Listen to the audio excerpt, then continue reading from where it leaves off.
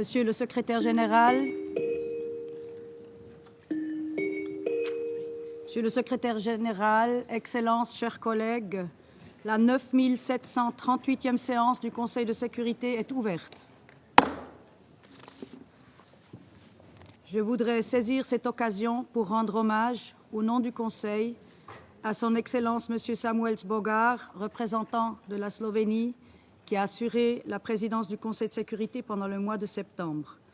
Je suis certain de me faire l'interprète de tous les membres du Conseil en exprimant mes sincères remerciements à l'ambassadeur M.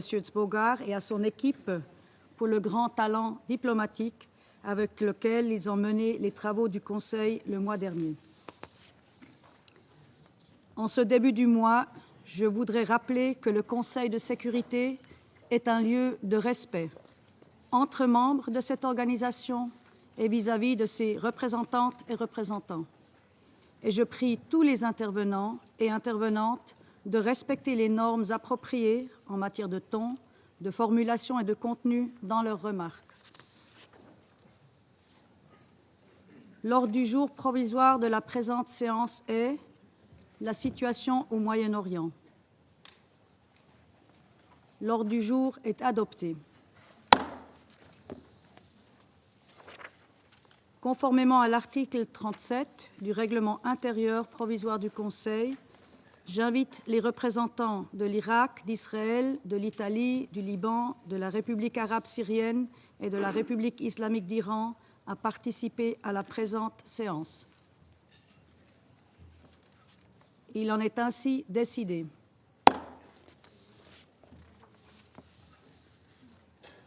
Le Conseil de sécurité va maintenant aborder l'examen du point 2 de l'ordre du jour.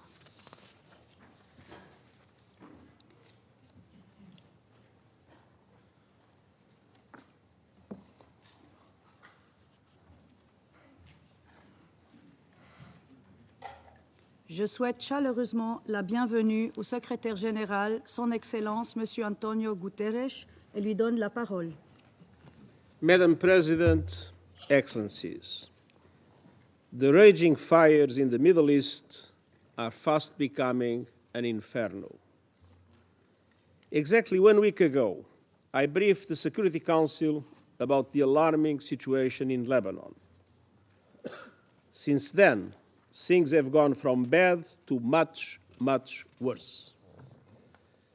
As I told the Council last week, the Blue Line has seen tensions for years. But since October, exchanges of fire have expanded in scope, depth, and intensity. I stated that almost daily exchanges of fire by Hezbollah and other non-state armed groups in Lebanon and the Israel Defense Forces are in repeated violation of Security Council Resolution 1701. I emphasize that the daily use of weapons by non-state armed groups is in violation of Security Council Resolutions 1559 and 1701. And I stressed that Lebanese sovereignty and territorial integrity must be respected, and the Lebanese state must have full control of weapons throughout Lebanon. Madam President, in the few short days since then, we have seen a dramatic escalation, so dramatic that I wonder what remains of the framework this Council established with Resolution 1701. Israel forces have conducted relentless airstrikes across Lebanon, including Beirut.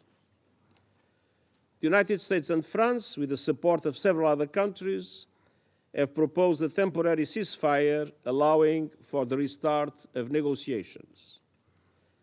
Israel refused that proposal and stepped up its strikes, including bombing the Hezbollah headquarters where its leader was killed. And Hezbollah has continued rocket and missile attacks on Israel. And yesterday, the Israel Defense Forces conducted what it stated were limited incursions into southern Lebanon. UNIFIL peacekeepers remain in position and the UN flag continues to fly despite Israel's request to relocate. I reiterate our deep appreciation to the military and civilian members of our UN peacekeeping force, UNIFIL, and to troop contributing countries. The safety and security of all UN personnel must be ensured. Madam President, civilians are paying a terrible price, which I utterly condemn. Since last October, more than 1,700 people have been killed in Lebanon, including over 100 children and 194 women. Over 346,000 people are confirmed to have been displaced from their homes, and government estimates put this number as high as 1 million. Another 128,000 people, both Syrian and Lebanese, have crossed into Syria. The UN has mobilized all its capacities to provide urgent humanitarian aid in Lebanon, and I ask the international community to fully fund our appeal.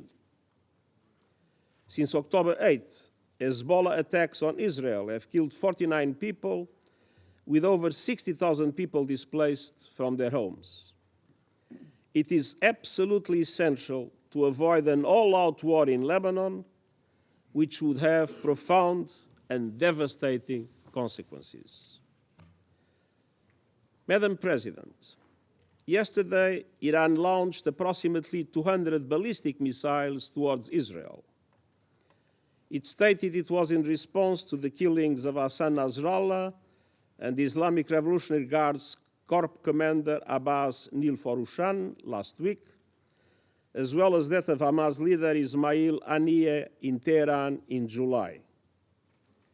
Millions of people across Israel and the occupied Palestinian territory were forced to seek shelter. One person was killed from the Iranian strikes, a Palestinian in the occupied West Bank. As I did in relation to the Iranian attack in April, and as should have been obvious yesterday in the context of the condemnation I expressed, I again strongly condemn yesterday's massive missile attack by Iran on Israel. And these attacks, paradoxically, do nothing to support the cause of the Palestinian people or reduce their suffering. Almost 1 year has passed since the atrocious 7 October acts of terror by Hamas and the taking of hostages. And since last October, Israel has conducted in Gaza the most deadly and destructive military campaign in my years as Secretary General. The suffering endured by the Palestinian people in Gaza is beyond imagination. At the same time, the situation in the occupied West Bank, including East Jerusalem, continues to deteriorate with Israeli military operations, construction of settlements, evictions, land grabs, and intensification of settler attacks, progressively undermining any possibility of a two-state solution. And simultaneously, armed Palestinian groups have also used violence. Hamas has continued to launch rockets, and just yesterday, 7 Israelis were killed in a terror attack in Jaffa. Madam President, the events of the past week, the past months, and indeed nearly the past year make it clear. It's high time for an immediate ceasefire in Gaza, with the immediate and unconditional release of all hostages, the effective delivery of humanitarian aid to Palestinians in Gaza, and irreversible progress to a two-state solution. It's high time for a cessation of hostilities in Lebanon, re-election towards full implementation of Security Council resolutions 1559 and 1701, paving the way for diplomatic efforts for sustainable peace. It's high time to stop the sickening cycle of escalation after escalation that is leading the people of the Middle East straight over the cliff. Each escalation has served as a pretext for the next. we must never lose sight of the tremendous toll that this growing conflict is taking on civilians. And we cannot look away from systematic violations of international humanitarian law. This deadly cycle of tit-for-tat violence must stop. Time is running out, and I thank you. Je remercie le secrétaire général de son exposé et je donne maintenant la parole aux membres du Conseil qui souhaitent faire une déclaration. Je donne maintenant la parole au représentant de la France. Madame la Présidente, je remercie le secrétaire général des Nations Unies pour son intervention et je tiens à lui redire le plein soutien et toute la confiance de la France. La France condamne les attaques par missiles balistiques perpétrées hier par l'Iran contre Israël.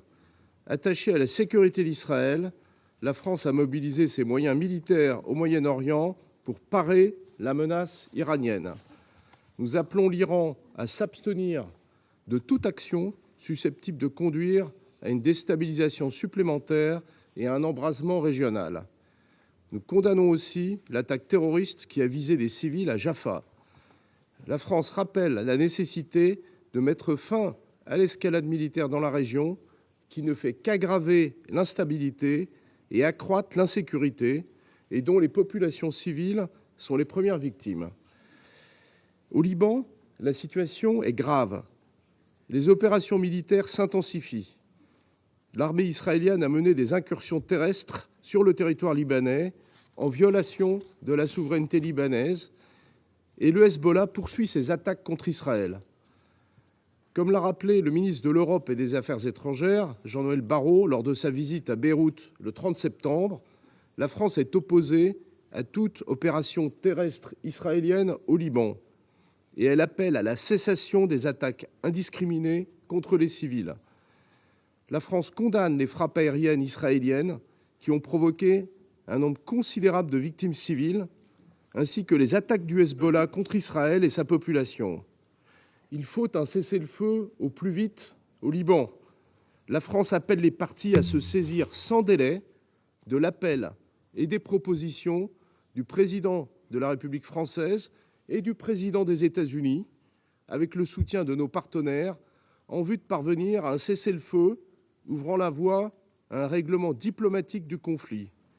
Il est impératif de restaurer la souveraineté et l'intégrité territoriale du Liban. Au sud Liban, le cadre est clair.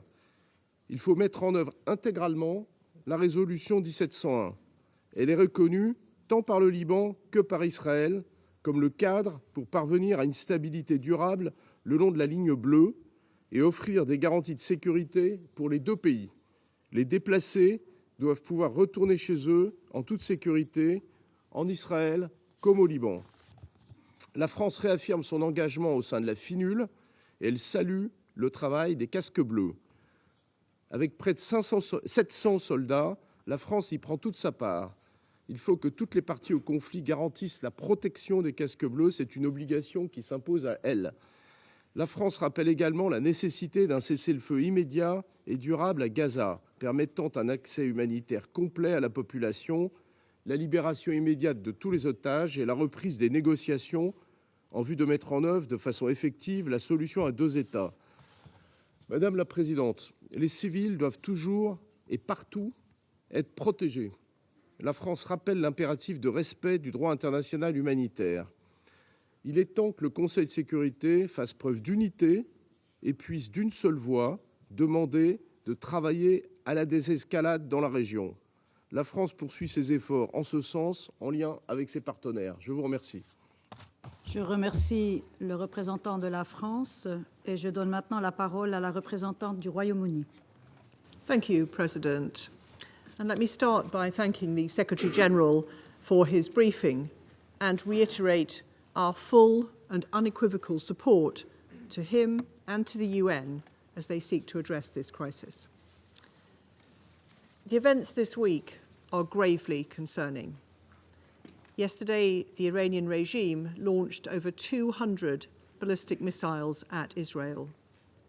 we categorically condemn this act of aggression, which escalates an already dangerous situation.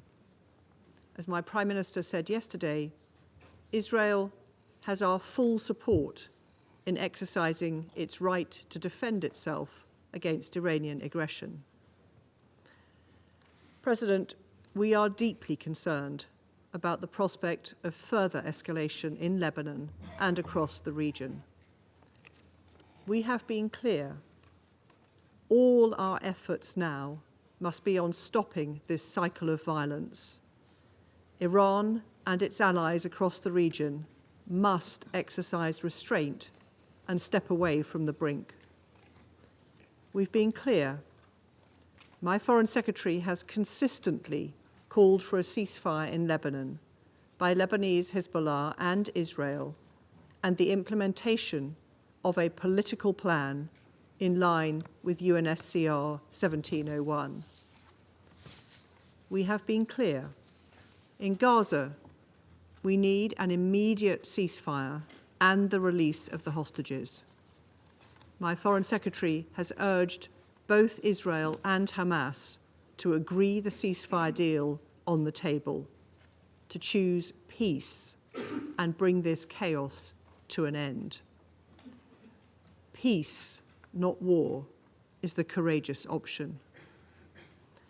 It is also the best option to secure stability and security for Israelis, Palestinians, Lebanese, and the wider region. President, my Prime Minister has been working urgently to gather support for a political solution to this crisis. Only a ceasefire in Lebanon and Gaza would create the space to agree a political plan consistent with UNSCR 1701 that allows for the sustainable return of displaced Israeli and Lebanese civilians to their homes. Innocent civilians in Israel and in Lebanon have been displaced from their homes for too long already. The only way they will return is through a sustainable peace across the blue line. The conflict in Lebanon is causing devastating consequences for civilians, especially for women and children, and draws us closer to a wider regional conflict. President, we cannot let Lebanon become another Gaza.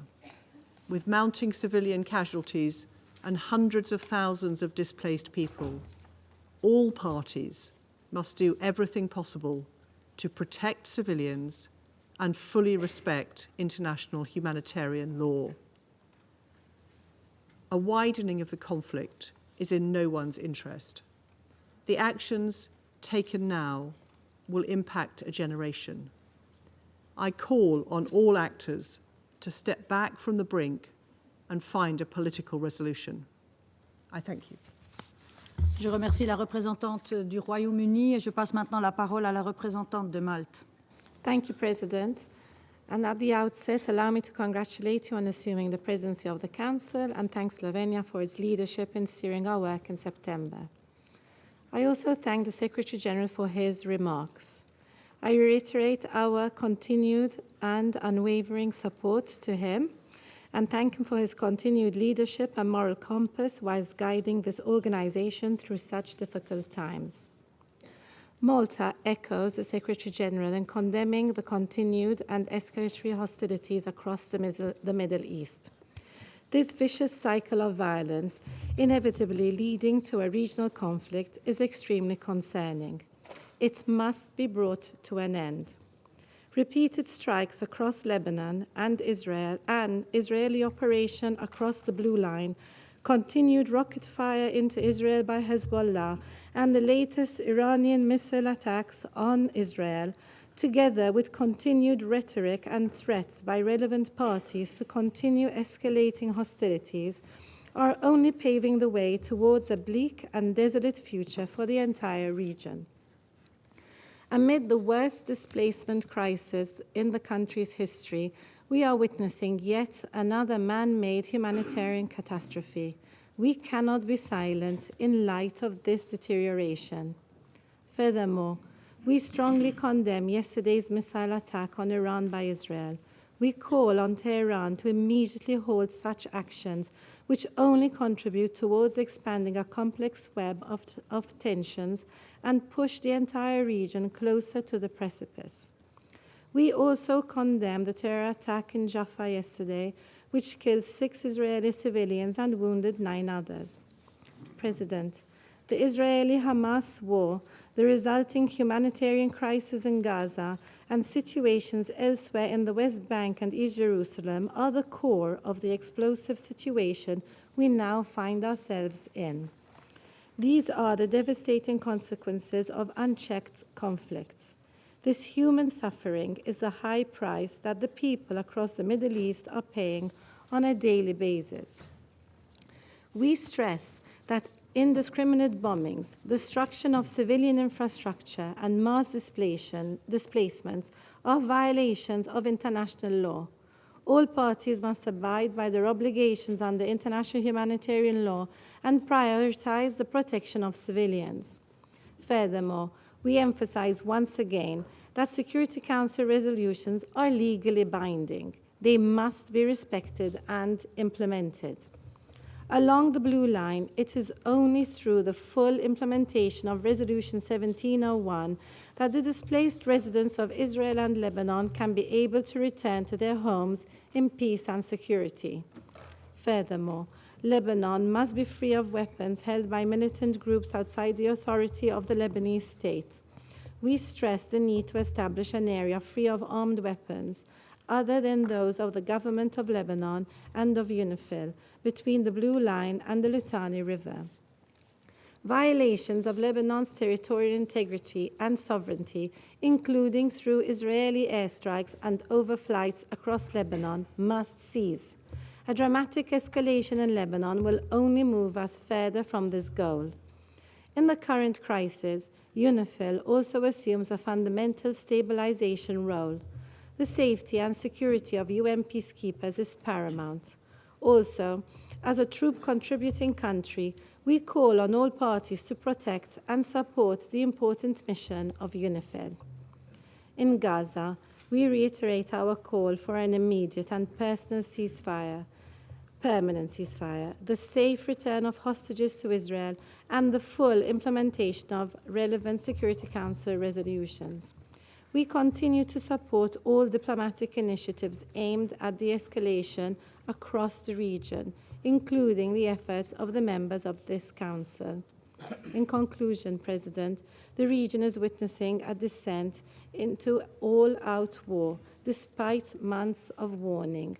The narrative for war must end, and the narrative for peace must begin. More importantly, this Council must act in a united and decisive manner. Now is the time to speak with one voice and unequivocally call for an end to all hostilities. The people of the Middle East are waiting for us. The world is waiting for us. Thank you. Je remercie la représentante de Malte et j'invite maintenant la représentante des États-Unis à prendre la parole. Thank you, Madam President. We look forward to working closely with you during your presidency of the Council this month. I also want to thank Slovenia for your successful conclusion of your presidency during the month of September. I wish to thank Secretary General Guterres for his briefing today. Colleagues, yesterday, Iran's Islamic Revolutionary Guard Corps, the IRGC, launched nearly 200 ballistic missiles at Israel. Tragically, there has been a confirmed death of a Palestinian civilian in the West Bank. Iran's stated intention was to avenge the deaths of 2 IRGC-supported terrorist leaders and an IRGC commander by inflicting significant damage and death in Israel. Thankfully, and through close coordination between the United States and Israel, Iran failed to achieve its objectives. This outcome does not diminish the fact that this attack, intended to cause significant death and destruction, marked a significant escalation by Iran. It does not negate the need for immediate Council action. This is a moment for this Council to speak out with one voice and condemn Iran for its unprovoked attack against another member state, and equally important, to impose serious consequences on the IRGC for its actions. Colleagues, in a broad sense, Iran was complicit in the October 7th attacks on Israel through its funding, training, capabilities, and support for the military wing of Hamas. And after Hamas's horrific attack carried out nearly a year ago today, the United States sent a clear message to Iran. Don't exploit the situation in ways that would risk propelling the region into a broader war.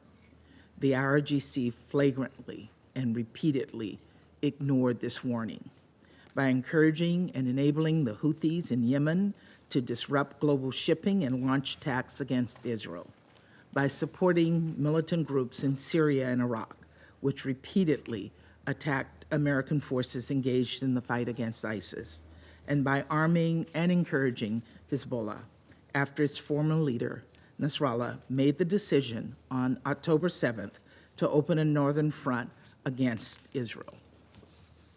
There can be no doubt Iranian support to regional proxies has directly contributed to the crisis in Gaza and Lebanon. At the center of Iran's efforts since October 7th to sow chaos and threaten regional stability is the IRGC, which has repeatedly flouted and violated this Council's resolutions. I can't believe I have to say this, but I will, because the IRGC and its allies are out there peddling propaganda. The decision to launch nearly 200 ballistic missiles at Israel was not in any way defensive. The IRGC was not protecting Iran from threats from another member state. Instead, the IRGC was acting in solidarity with Hezbollah after the killing of Nasrallah, who led a terrorist group that has the blood of thousands of Americans, Lebanese, and Israelis on its hands. I can think of no starker example of state support of terrorism than launching ballistic missiles to avenge the death of a terrorist leader. It is indefensible and it is unacceptable. And we have a collective responsibility as members of the Security Council to impose additional sanctions on the IRGC for supporting terrorism and for flaunting so many of this Council's resolutions. If this Council sits on its hands, what message will that send? I fear that silence and inaction will only invite the IRGC to repeat attacks like what we saw yesterday and on April 13th of this year, again and again and again. Colleagues, we meet at a moment when there is a heightened risk of countries in the region being dragged into a broader conflict. This includes Lebanon. The intensified fighting over the last week has displaced nearly 1 million people, and we mourn the many civilians who've been killed. We also recognize that for nearly a year, Israel has repeatedly called for the full implementation of Resolution 1701, even as Hezbollah's attacks along the Israeli-Lebanese border have displaced Lebanese people.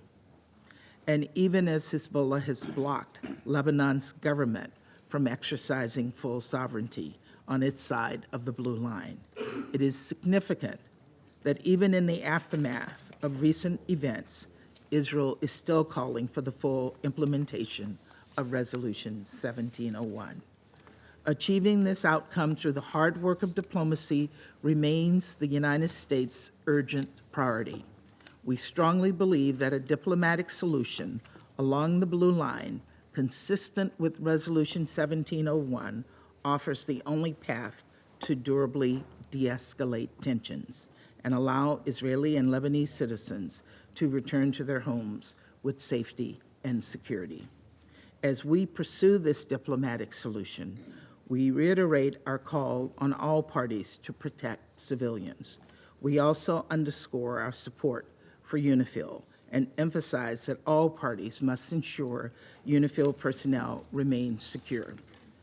Colleagues, we are also committed to doing everything possible to end the war in Gaza, where Palestinian civilians have been caught in the crosshairs of war, where dire humanitarian crisis persists. That's why we're working to bring about a ceasefire deal with release of hostages, consistent with Resolution 2735.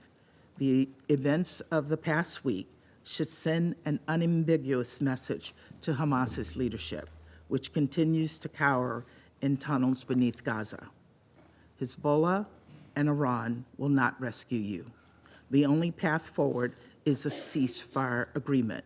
We must double down on diplomatic solutions that would ensure the safety of people across the region. As we do, there should be no doubt.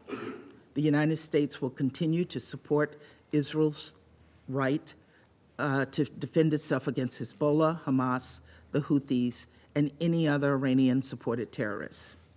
Of course, how Israel defends itself matters.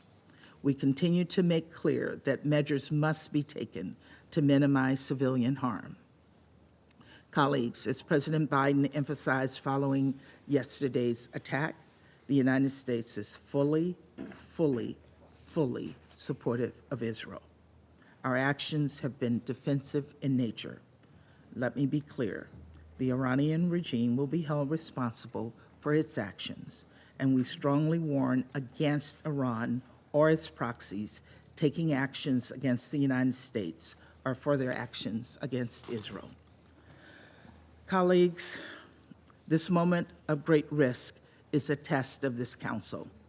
It is imperative that we unequivocally condemn Iran's attack and demand that it cease its support for terrorism in the region. People in Israel, in Gaza, and the West Bank, in Lebanon, and across the region deserve a durable peace, and it is far past time for this Council to hold Iran accountable for fanning the flames of war.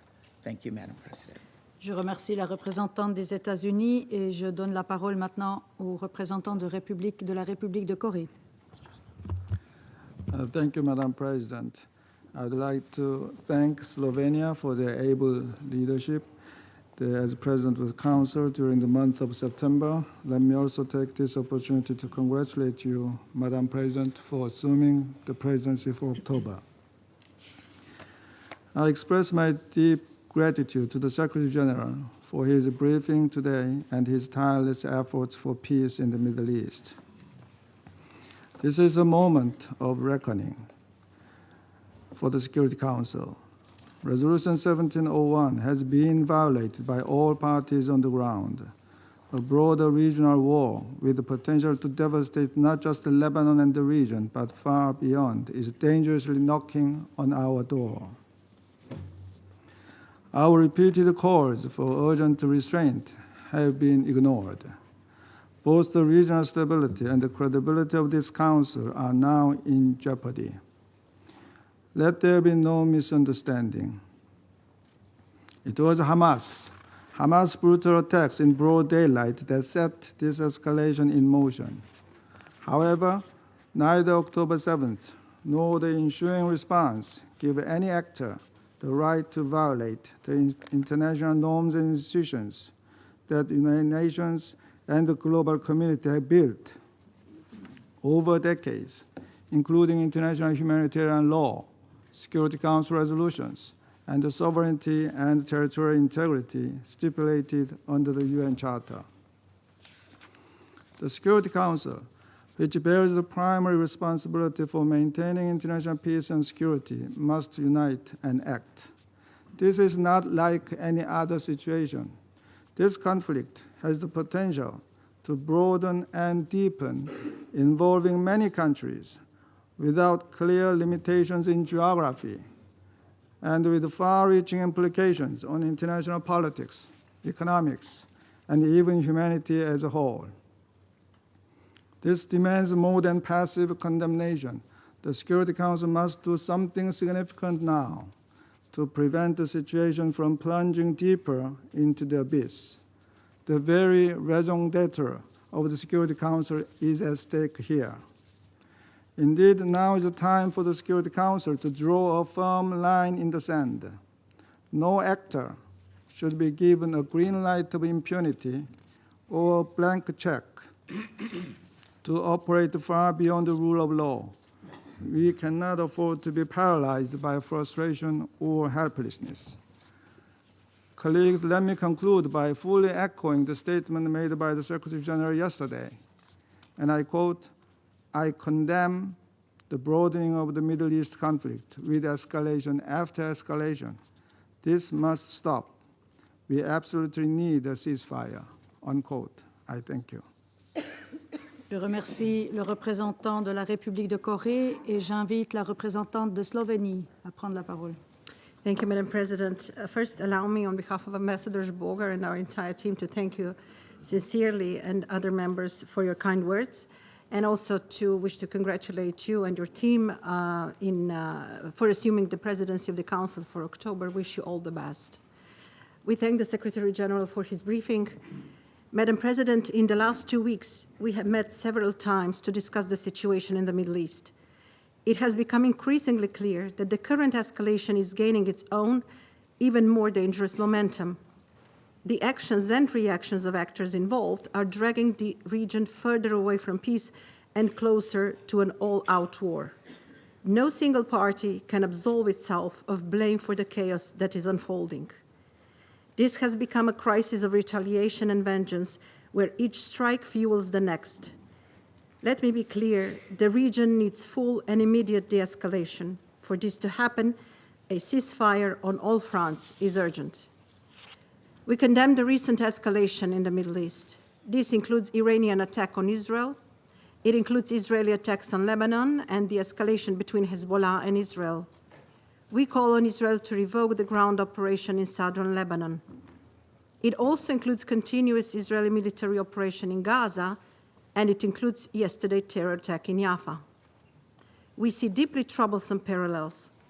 Escalation from any side only leads to further violence, not security or peace. We want to underline more violence cannot bring more stability and security in the region or beyond. War is not a solution to the problems in the Middle East. There is no military solution to the crisis. We call on all countries and actors to show restraint, and to everyone with influence must exert it. To Israel, Iran, Hezbollah, Hamas, the Houthis, and others, the circle of violence must stop. Retaliations must stop. Escalations must stop. We call on all parties to respect international law, particularly international humanitarian human rights law. Respect for and compliance with international law are a must. Protection of civilians must be ensured at all times, and we are dismayed by the impact of the escalation in Lebanon on civilians and condemn the high number of civilian casualties. Massive displacement in Lebanon will add an additional strain on a country which is already facing numerous challenges. Equally, this intensification of the conflict will not bring thousands of displaced Israelis back to their homes. And we must not forget about the entire population of Gaza being displaced repeatedly. There is a dire need to recommit and fully implement Resolution 1701. This Council must stand united in its call for de-escalation and ceasefire. We repeat our call for safety and security of UNIFIL to be ensured at all times. We also take this opportunity to express our full support to the work of the United Nations and the Secretary General in this crisis. We appeal to Israel to reconsider today's announcement. It is high time to strengthen the role of diplomacy and to prioritize peace. We support all initiatives which could bring stability about peace. Ceasefire negotiations related to Lebanon and to Gaza are utmost needed. We underline this Council has primary responsibility for maintenance of international peace and security. The region is standing at a precipice. We are a step away from an all-out war that threatens not only the region, but global peace and stability. In the complex history of the Middle East, the Council has made various attempts to shoulder its responsibility. It is now on us, these 15 countries sitting by this table, to unite and call out for an all-out ceasefire. I thank you, Madam President. Je remercie la représentante de Slovénie et j'invite le représentant d'Algérie à prendre la parole. Madam President, I would like to commend Slovenia for their remarkable presidency of the Council during last month.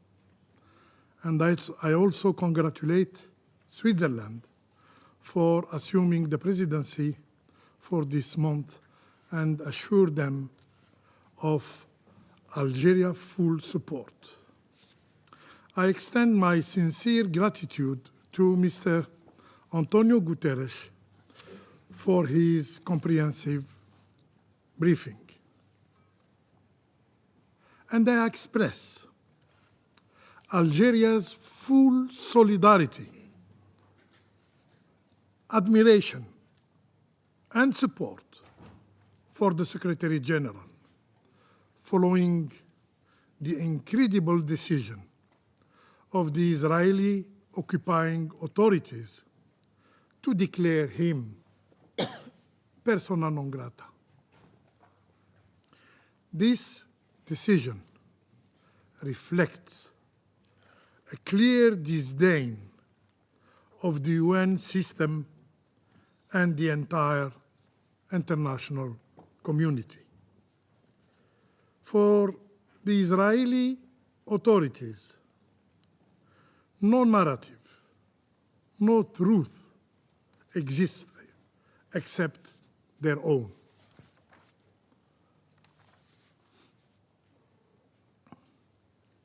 Madam President, this meeting marks the third time in a single week that we have heard from the Secretary General regarding the Middle East. It is a testimony of the gravity of the situation. We stand perilously close to a regional conflagration, with tensions escalating daily. The situation has further deteriorated due to the Israeli aggression against Lebanon, beginning with the targeting of civilian electronic devices and progressing to indiscriminate bombardment and ground invasion that shows a blatant disregard for human life, a flagrant violation of international humanitarian law. Following the attacks detonating civilian electronic devices, the Security Council convened at Algeria's request. We endeavored to have the Council send a simple message, a call for immediate de-escalation, a call for immediate de-escalation. Regrettably, the Council failed in this attempt. Madam President, the Security Council's inability to act has exacted a devastating bill, a devastating toll. Between September 17 and 25th, the Israeli militaries claimed more than 1,000 lives in Lebanon. 1,000 lives in Lebanon, including 87 children and 156 women,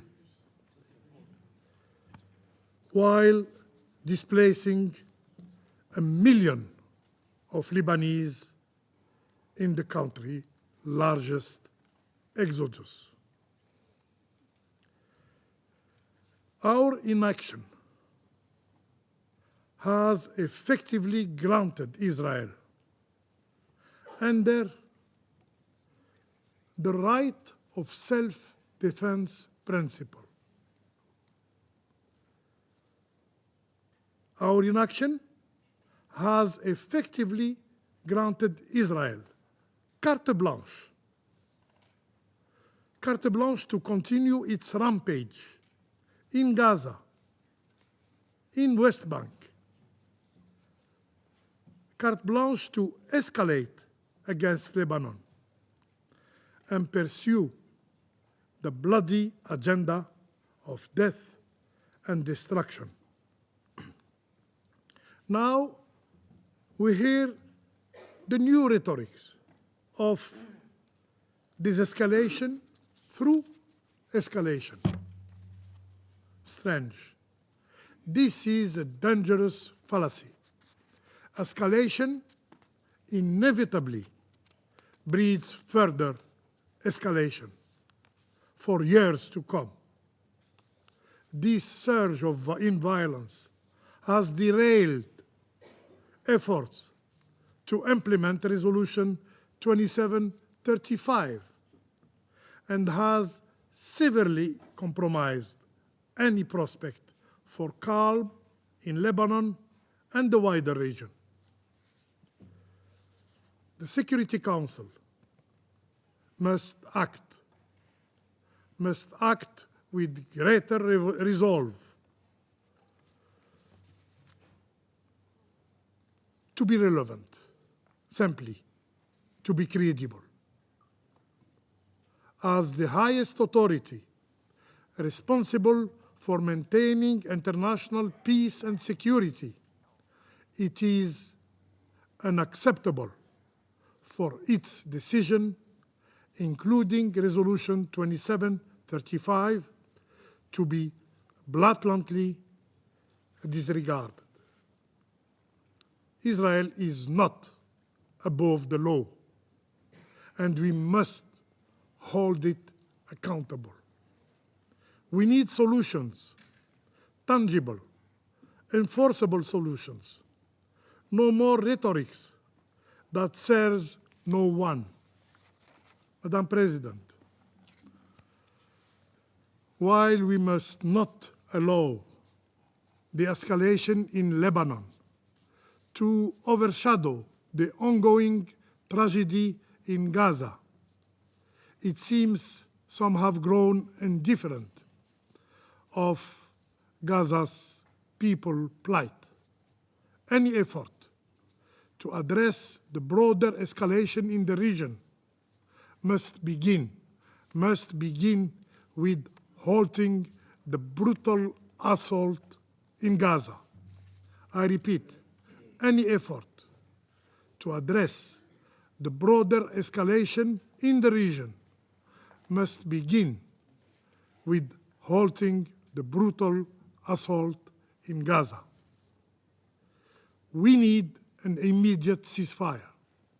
We need an immediate ceasefire in Gaza. Everyone, save for the Israeli occupier, seeks this end, this cycle of violence, and is working toward that end. So how long will the international community remain impotent in the face of Israel's defiance? How long will we fail to enforce full implementation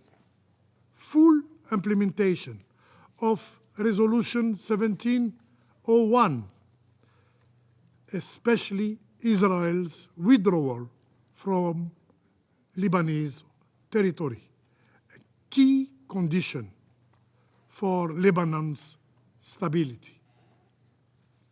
Madam President,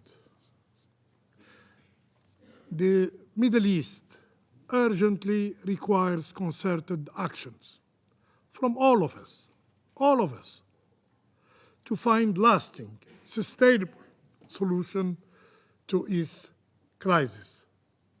These solutions demand an end to Israeli occupation of Arab lands in Lebanon, in Syria, and the establishment of an independent Palestinian state with Al-Quds Sharif as its capital.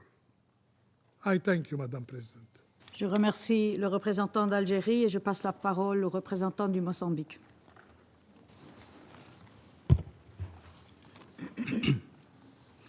Madam President, allow me first to congratulate Switzerland on assuming the presidency of the Security Council in this very challenging month of October.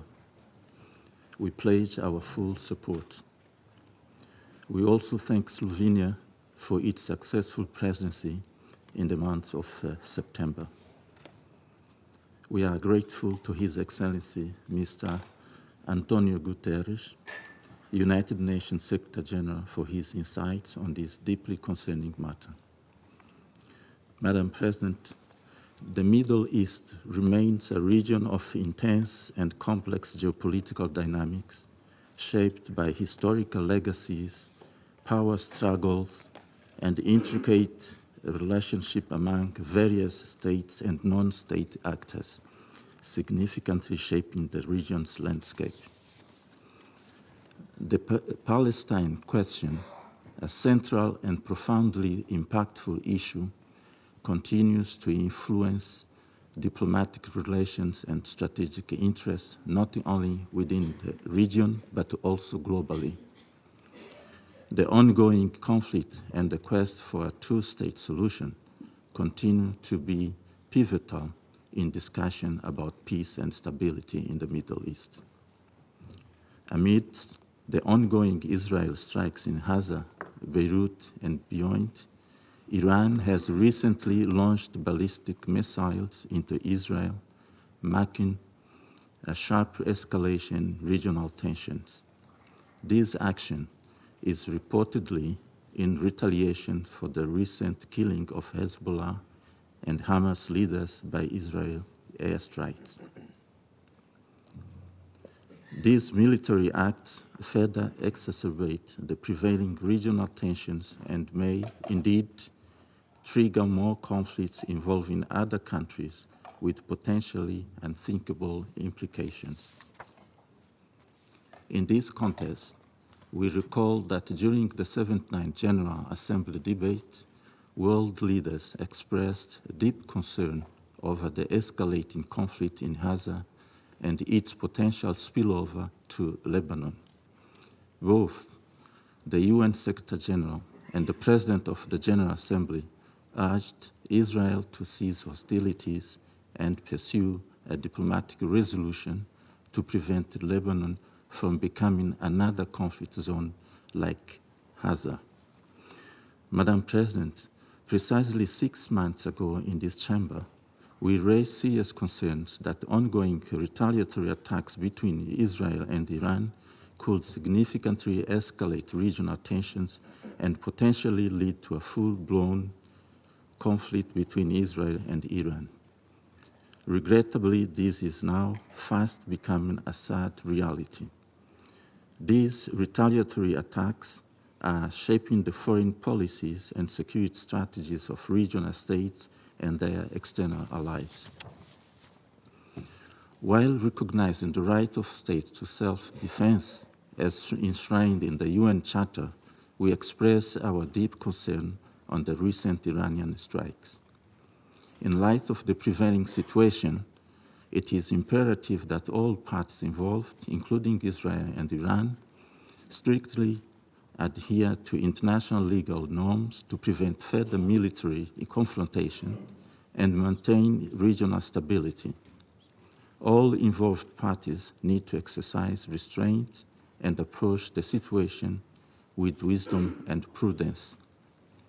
The Council must continue to closely monitor the situation and take appropriate action to deter additional threats while safeguarding international peace and security.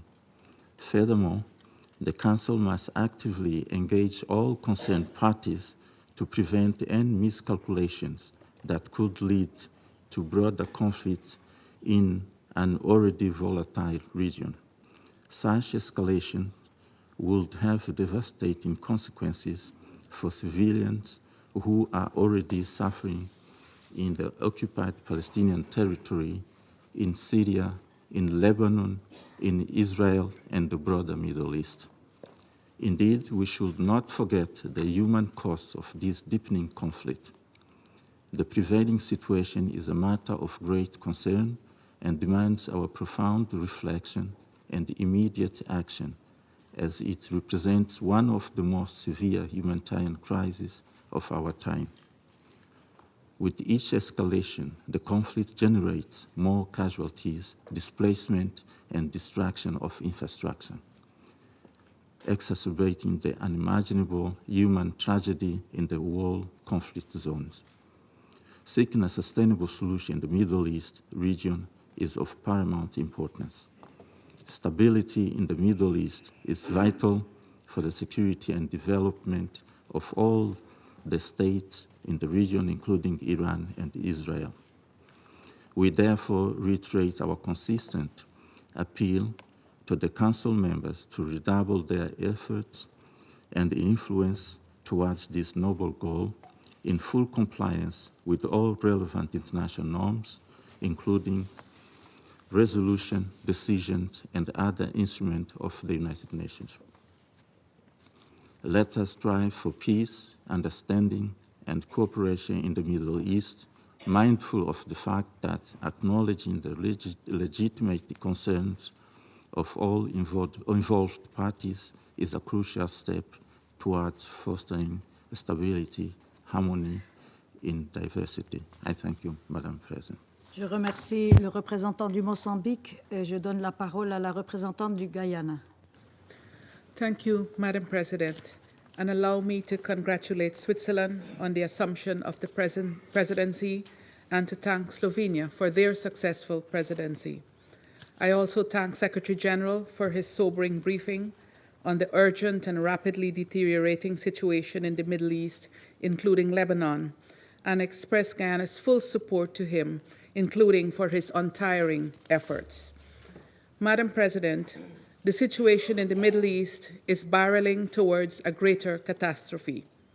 Israel continues to expand its military operations to Lebanon while continuing its intense offensive in Gaza. And we are now witnessing a dangerous escalation of attacks between Israel and Iran. Amidst the deadly tit-for-tat, tensions continue to ratchet up on multiple fronts, and the entire region ticks as a virtual time bomb before our very eyes. Guyana urges all parties to step back and to immediately end all hostilities. This Council must act as one on the side of peace and respect for international law and the United Nations Charter. We must work to de-escalate the situation, and civilians must be protected on all fronts at all times. Madam President, when we met last week to discuss Lebanon, it was clear to every member of this Council that disastrous consequences could ensue from a wider armed conflict in that country. Today, we are meeting amidst reports of ground incursions by Israel into the sovereign territory of Lebanon in violation of the UN Charter and Resolution 1701, and following aerial bombardments from southern Lebanon to the heart of Beirut, resulting in more than 1,000 deaths in the past 2 weeks alone, not to mention the thousands injured and displaced. Guyana calls on Israel to uphold their obligations under the UN Charter and the wider body of international law, including international humanitarian law. Madam President, the people of Lebanon should be spared from the throes of a war neither of their making nor choosing, even as the country continues to grapple with difficult economic and political circumstances. This Council must act in the interest of international peace and security to prevent further tragedy in Lebanon, Gaza, and throughout the Middle East. Allow me to conclude with 3 urgent appeals. First, Guyana reiterates its call to all parties to immediately cease the hostilities and to abide by their obligations under international humanitarian law, in particular, the protection of civilians. We must intensify our efforts for a ceasefire in Gaza, in Lebanon, and every other front of operations.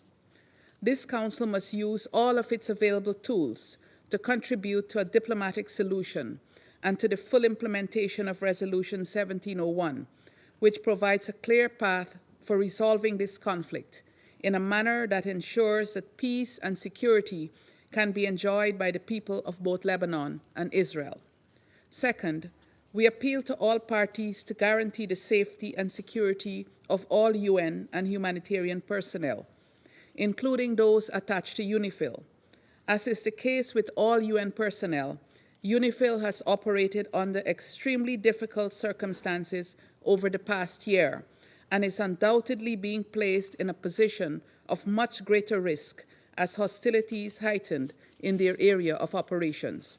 We must work to ensure that conditions remain conducive for the exercise by UNIFIL of its important mandate.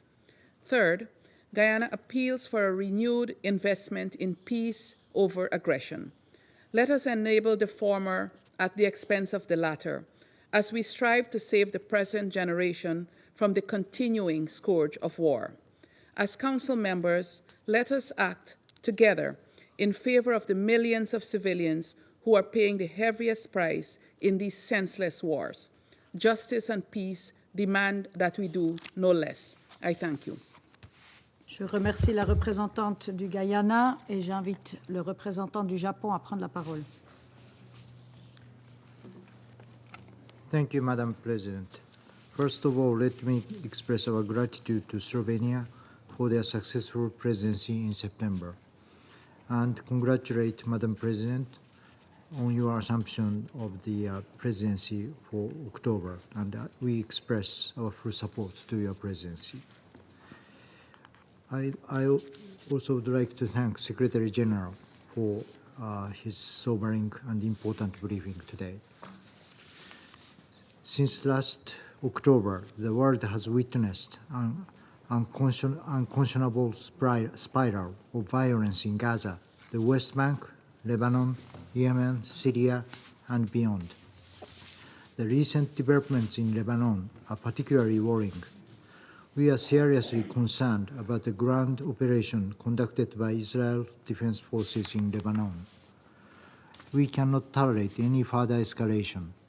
In this vein, Japan once again calls for an immediate ceasefire between Israel and Hezbollah.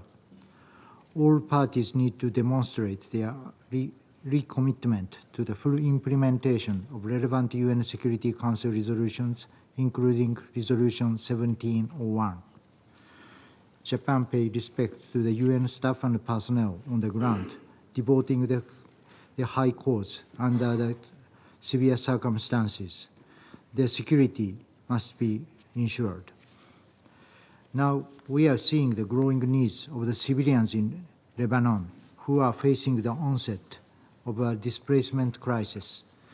Thus, Japan reiterates its call on all parties to immediately take all measures to prevent any further civilian casualties and adhere to international law, including international humanitarian law, to prioritize the protection of civilians and ensure humanitarian access.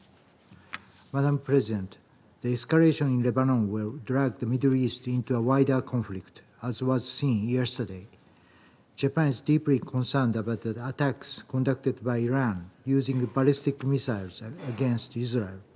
These attacks further deteriorate the current situation in the Middle East. We strongly condemn such an escalation.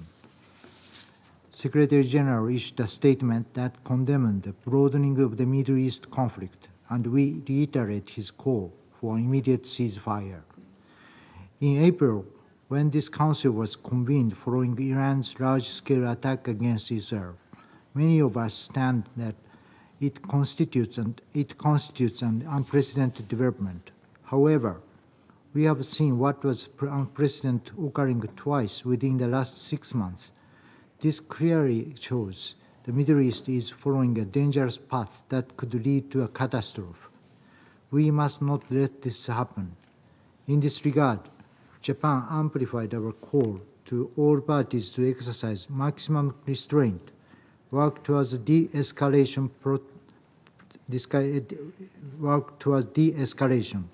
protect civilians, and work through dialogue and diplomacy towards peace.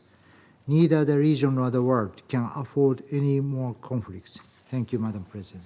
Je remercie le représentant du Japon et j'invite le représentant de la Fédération de Russie à prendre la parole. Госпожа председатель, хотим поздравить Словению с завершением председательства в Совете в сентябре, объективно непростом месяце для любого председательства. И поздравить Швейцарию с вступлением в должность председателя Совета в октябре. Благодарим генерального секретаря за его оценки ситуации на Ближнем Востоке, резко обострившейся на фоне беспрецедентного витка эскалации насилия в Ливане и расширения географии конфронтации на соседей по региону.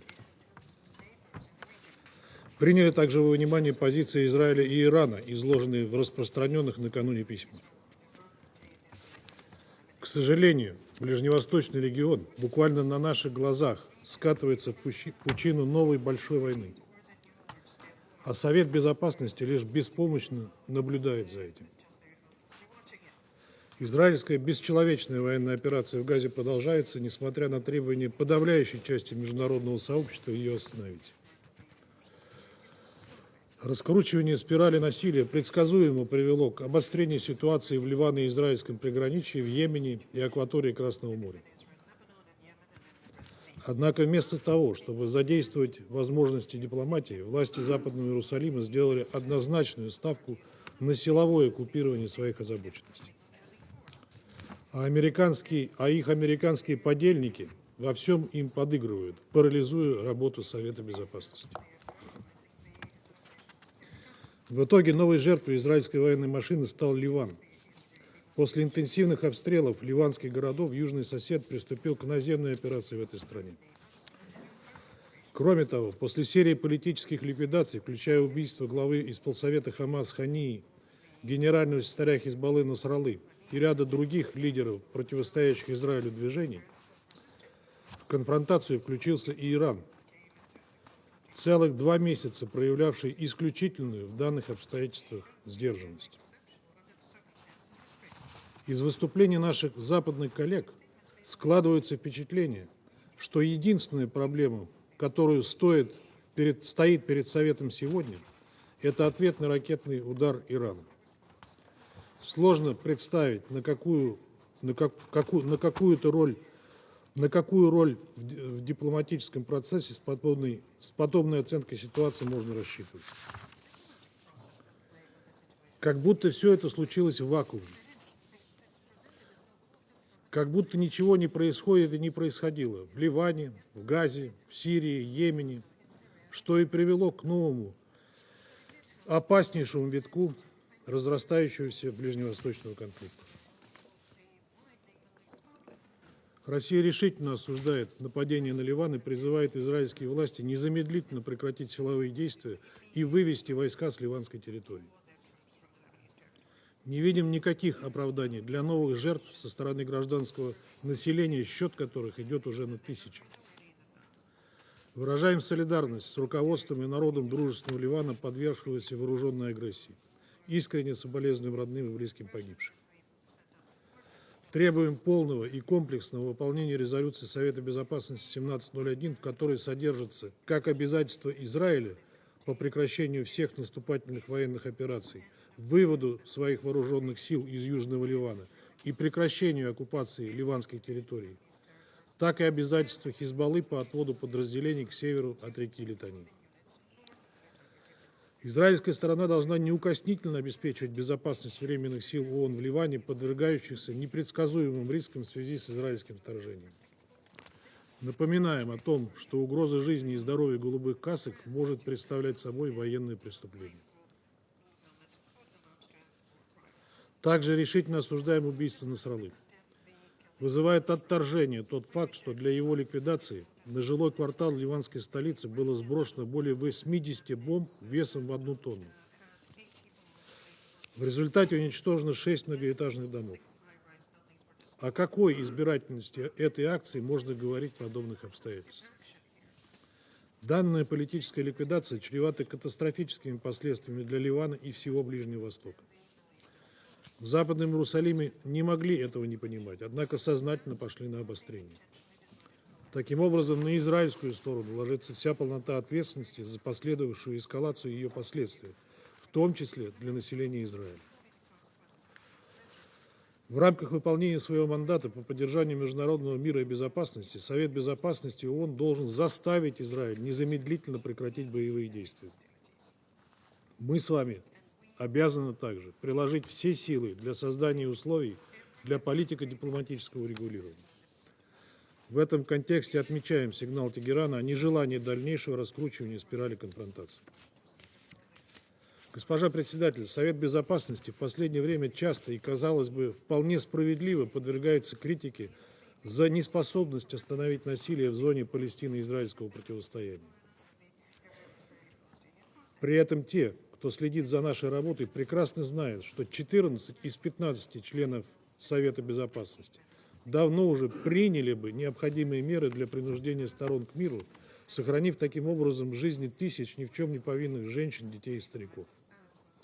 И Израиль не смог бы действовать настолько нагло и наплевательски по отношению к международному праву, если бы не чувствовал себя под безусловной и всепогодной защитой Соединенных Штатов. Ради своего ближневосточного союзника Вашингтон уже 5 раз применил в СБ право вето и с начала июня сознательно пытается вводить нас всех за нос, рекламируя свой пресловутый план Байдена и свою тихую дипломатию по заключению сделки между Хамас и Израилем. Честно говоря, от этого всего складывается устойчивое впечатление, что эти опосредованные переговоры Вашингтон вообще ведет сам с собой. Весьма символично поэтому, что команду на ликвидацию лидера Хизбаллы и начало опаснейшего витка региональной эскалации израильский премьер дал именно из Нью-Йорка, предварительно выступив с подчеркнутым милитаристской речью с трибуны Генеральной Ассамблеи ООН. Вот с каким спевшимся дуэтом, уважаемые коллеги, мы с вами на самом деле имеем дело. И вопрос, разумеется, не только в моральной и политической поддержке, но и в многомиллиардных поставках оружия, которые в Вашингтоне, как ни в чем не бывало, продолжают отгружать Израилю, несмотря на истребление 42 тысяч палестинцев, которые, разумеется, ни в каких посреднических усилиях не нуждаются и продолжают свою бесчеловечную кампанию. В итоге пламя всепоглощающего конфликта распространяется все шире, охватывая все новых соседей Израиля в регионе. Огромная и опаснейшая иллюзия состоит в том, что в этом разрастающемся огне Израиль сможет остаться невредимым. Это пламя уже поглощает жизни остающихся израильских заложников, а в Западном Иерусалиме делают вид, что это все часть их плана, пренебрегая при этом общественным мнением в самом Израиле. Госпожа председатель, еще одна опасная иллюзия состоит в том, что Израиль, обладая значительным военным превосходством, планирует разбираться со спровоцированным им кризисом сам. Становится все более очевидным, что в планах израильского руководства любой ценой спровоцировать прямой конфликт между своим главным региональным противником Ираном и Соединенными Штатами. Сложно сказать, понимают ли это в Вашингтоне, но пока эта пьеса разыгрывается по израильским нотам. Если она дойдет до финала, конфликт может выйти на невообразимый уровень эскалации, угрожая уже не только Ближнему Востоку, но и всему миру. Убеждены, что в наших общих интересах предотвратить подобный сценарий.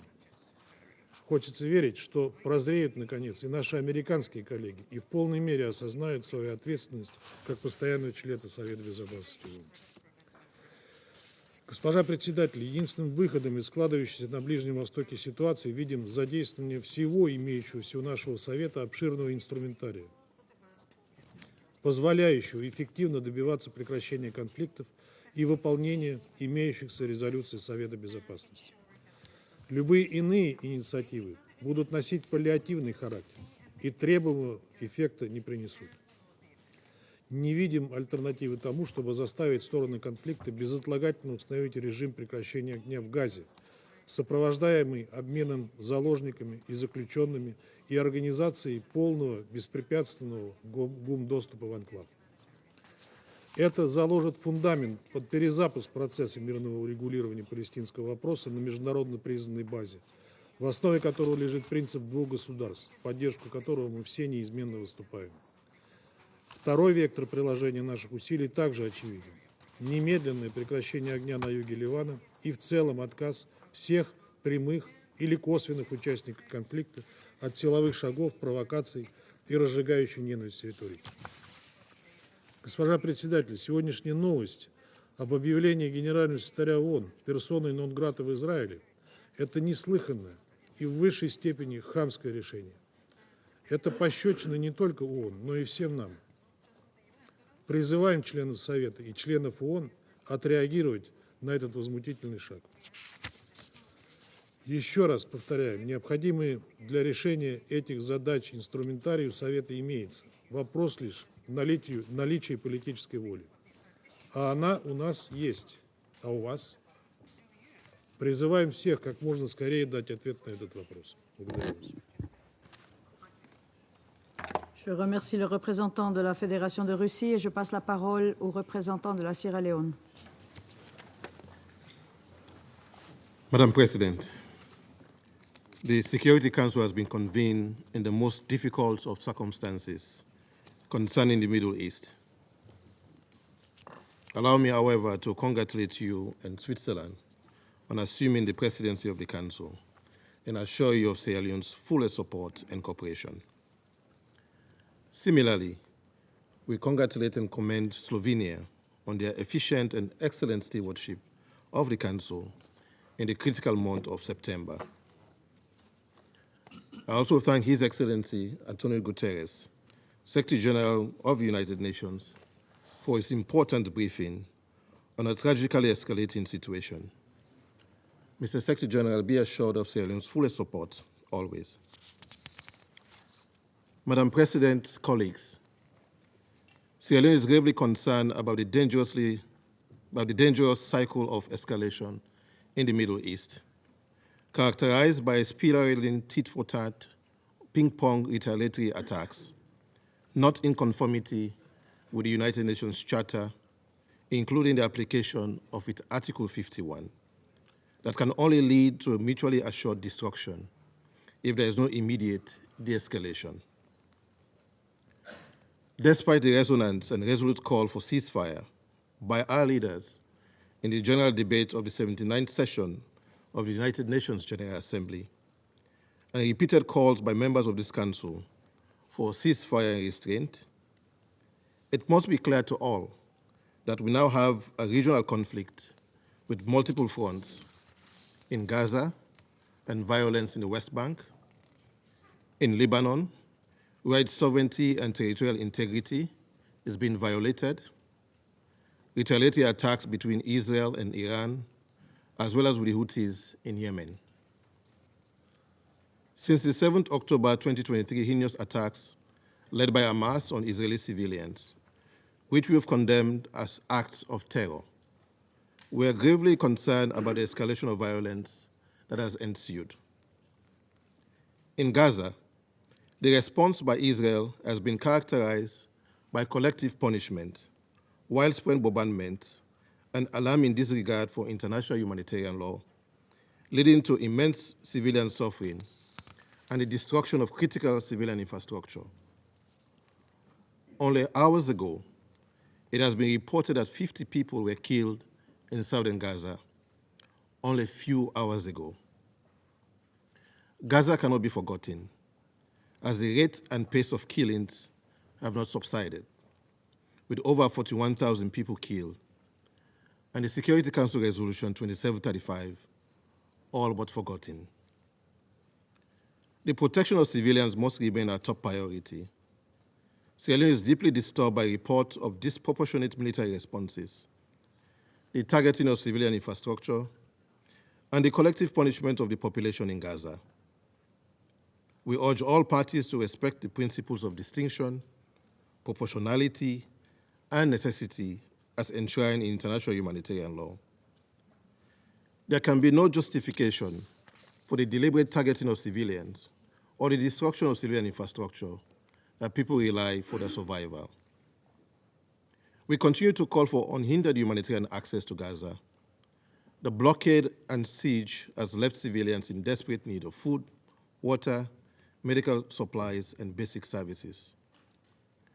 Humanitarian access, safety, and aid must be allowed to flow to those who are suffering.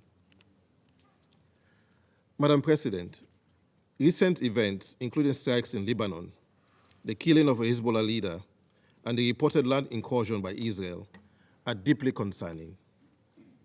These developments have heightened the risk of regional destabilization, and we call on all actors to show restraint, avoid further escalation, and recommit to dialogue and compliance with Security Council Resolution 1701. We urge the parties to comply with their obligations regarding UNIFIL and the protection of UN peacekeepers and UN premises. It is clear that today, Israel and Hezbollah are at war. Sierra Leone has been concerned about the repeated exchanges of fire across the Blue Line since Hezbollah launched rockets into Israel on 8 October 2023, unprovoked. While the exchanges of fire were largely confined to the immediate vicinity of the Blue Line for a short period, we observed the gradual intensification along and increasing well beyond the Blue Line, causing civilian casualties and infrastructure damage, destruction of farmlands, and displacement of tens of thousands of civilians. Members of this council, including Sierra Leone, have been expressing the risk of the danger of miscalculation, a wider and devastating regional conflagration as a consequence of the conflict between Israel and Hamas. Today, Middle East is at war. We note the declaration of Israel to return displaced residents and further declaration of Hezbollah on a ceasefire in Gaza. We express deep concerns over the dangerous rhetoric relating to the achievement of respective military objectives by the conflicting parties. In this regard, Sierra Leone reiterates that military action is not the best course of action to achieve the stated objectives of the parties. Sierra Leone therefore calls on the parties to use diplomatic channels, including the United Nations good offices, to avoid further escalation and risking a war that will include actors outside of the region. This Council must now stand united in calling for full implementation of all relevant Security Council resolutions, including Resolution 1701 and 1559.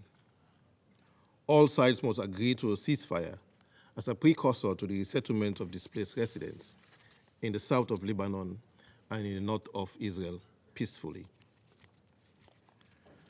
Madam President, a letter dated 1st October 2024 from the Permanent Representative of Iran to the United Nations addressed to the President of the Security Council confirms what we all witness as reported by global news media, to the effect that, and I quote, the armed forces of the Islamic Republic of Iran carried out a series of missile attacks against the military and security target of, end of quote, the State of Israel.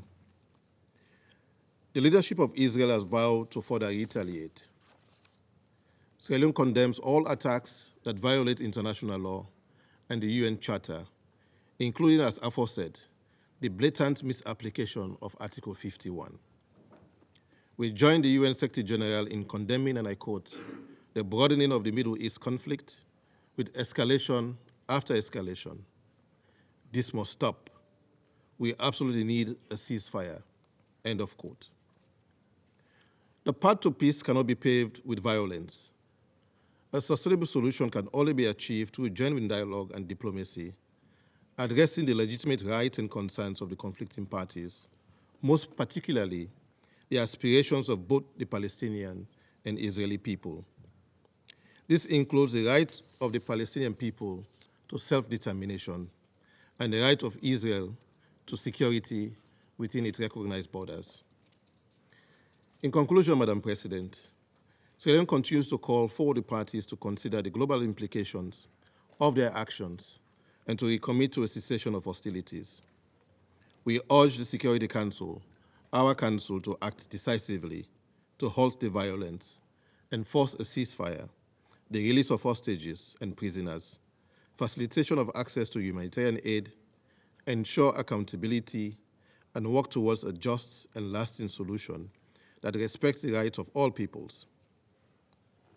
Let us end the occupation of Palestine, as the International Court of Justice has called for, implement the two-state solution, and choose a future of peace, stability, and dignity for both Palestine and Israel. Sierra Leone stands firm in its commitment to peace, justice, and international law. I thank you. Je remercie le représentant de la Sierra Leone et j'invite le représentant de la Chine à prendre la parole. 主席，我祝贺瑞士担任本月安理会轮值主席，感谢斯洛文尼亚作为上月主席所做的工作。我感谢法国要求召开这次紧急会议，我也感谢古特雷斯秘书长所做的通报。在此，我愿重申，中国坚定支持秘书长的工作，反对以色列对秘书长的无端指责。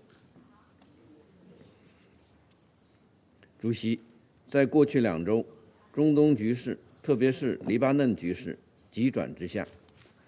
在黎巴嫩境内数千台通讯设备被远程操控同时引爆后，以色列对黎巴嫩南部和东部实施多轮大规模空袭。昨天，以色列又对黎巴嫩发动地面攻势，实施军事入侵。以色列还对叙利亚发动了密集的空袭。伊朗也对以色列的军事和安全目标实施了导弹袭击，并致函安理会，说明了他们的立场。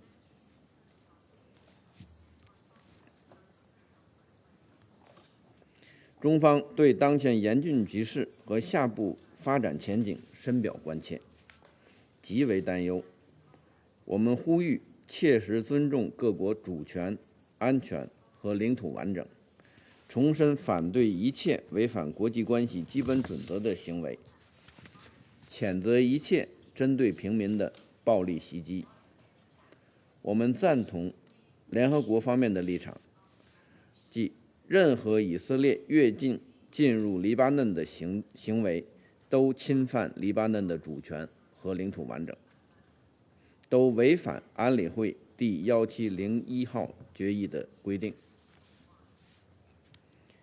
去年10月以来，暴力冲突循环往复，在中东地区一再上演。以色列罔顾国际社会的要求立即停火的呼声，执意推进军事行动，导致冲突延宕和扩大。当前，一场全面战争一触即发，在此关键时刻，任何煽动性言论和挑衅性行动都极端危险，极易引发误判，带来连锁反应，使局势轮番升级，甚至完全失控。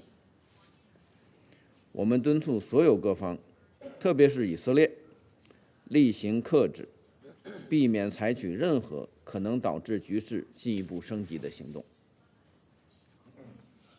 主席，冲突已经造成前所未有的人道灾难。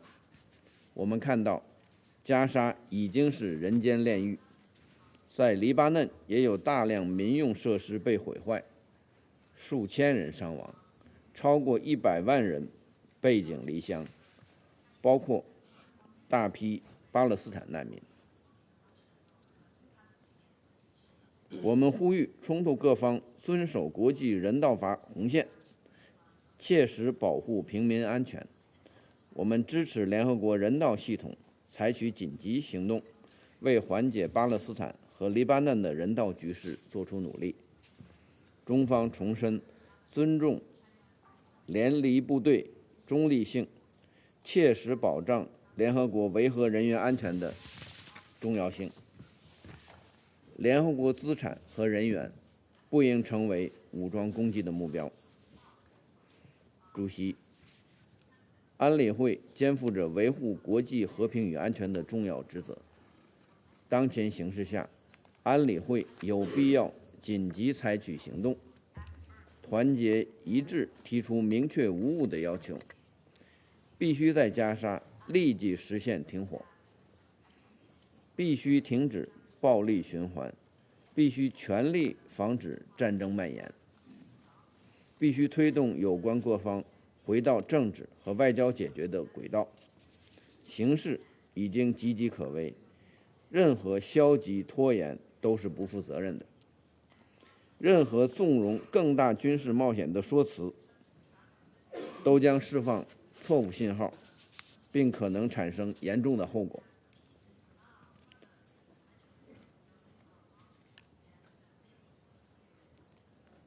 我们希望有影响的大国拿出真诚、负责任的态度，切实发挥建设性作用，避免局势进一步动荡。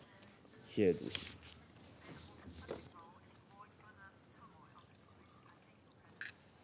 Je remercie le représentant de la Chine et je passe la parole au représentant de l'Équateur. Gracias, señora presidenta. Permítame primero felicitar a su delegación por asumir la conducción del Consejo este mes y por reiterarle el respaldo total de nuestro país. De igual manera, agradecer a Eslovenia por la excelente conducción de este Consejo durante el mes pasado. Quiero resaltar y reiterar el respaldo de mi país al trabajo del secretario general a favor de la paz, así como de todas las agencias de las Naciones Unidas en este sentido. Gracias, Presidenta, y agradezco a Francia por haber solicitado esta sesión de emergencia para que este Consejo considere el deterioro de la situación en Líbano e Israel, desarrollos recientes que colocan en situación de extrema vulnerabilidad al Medio Oriente. Gracias, Secretario General, por la sobreinformación que nos ha proporcionado, por su llamado a la comunidad internacional para movilizar los más de 400 millones de dólares en asistencia humanitaria que necesita el Líbano en estos momentos y sobre todo por su permanente compromiso con la desescalada del conflicto y el cese al fuego. Debemos empezar por recordar que nos encontramos a apenas 5 días de que se cumple un año de los ataques terroristas de Hamás, injustificables y condenables, que originaron la actual espiral de violencia que vive la región. La causa palestina no puede ser utilizada por Hezbollah y otros grupos extremistas para tratar de explicar en vano sus actos de terrorismo, como es el asesinato de niños mientras jugaban fútbol en Magdal Shams en julio pasado. El Ecuador reconoce el derecho inmanente de la legítima defensa de los Estados miembros de las Naciones Unidas en caso de ataque armado en los términos consagrados en el artículo 51 de la Carta. Debe detenerse la escalada de violencia que nos ha sido descrita y que incluye bombardeos aéreos e incursiones, lanzamiento de cohetes, de misiles balísticos, actos de terrorismo que siguen exponiendo la vida e integridad de civiles inocentes. En Gaza se han registrado decenas de miles de civiles muertos, incluyendo mujeres y niños. El derecho internacional humanitario debe ser respetado. Los trabajadores humanitarios deben contar con todas las facilidades para cumplir su labor. Su vida debe ser respetada. Los estados involucrados, los organismos regionales y la comunidad internacional en su conjunto deben desplegar todas las estrategias diplomáticas y políticas para lograr el cese de las hostilidades. Esta responsabilidad recae con mayor fuerza en aquellos que tienen mayor grado de influencia sobre las partes en conflicto. Este es el momento de tomar decisiones concretas, orientadas a alcanzar acuerdos conducentes a una paz duradera y sostenible. Las resoluciones 1701, 1559, 2722 y 2735 del Consejo de Seguridad deben ser acatadas sin demora, pues su incumplimiento constituye una transgresión al derecho internacional. Debemos evitar otro desastre humanitario, dejando sin pretexto a quienes desean más violencia. Señora Presidenta, colegas, Ortega y Gasset afirmó, y cito, «Es falso decir que lo que nos determina son las circunstancias. Al contrario, las circunstancias son el dilema ante el cual tenemos que decidirnos, pero el que decide es nuestro carácter». cierro cita, ni la responsabilidad colectiva del Consejo de Seguridad, ni la paz que constituye el valor superior de la humanidad pueden estar supeditadas a las tensiones e intereses de la geopolítica.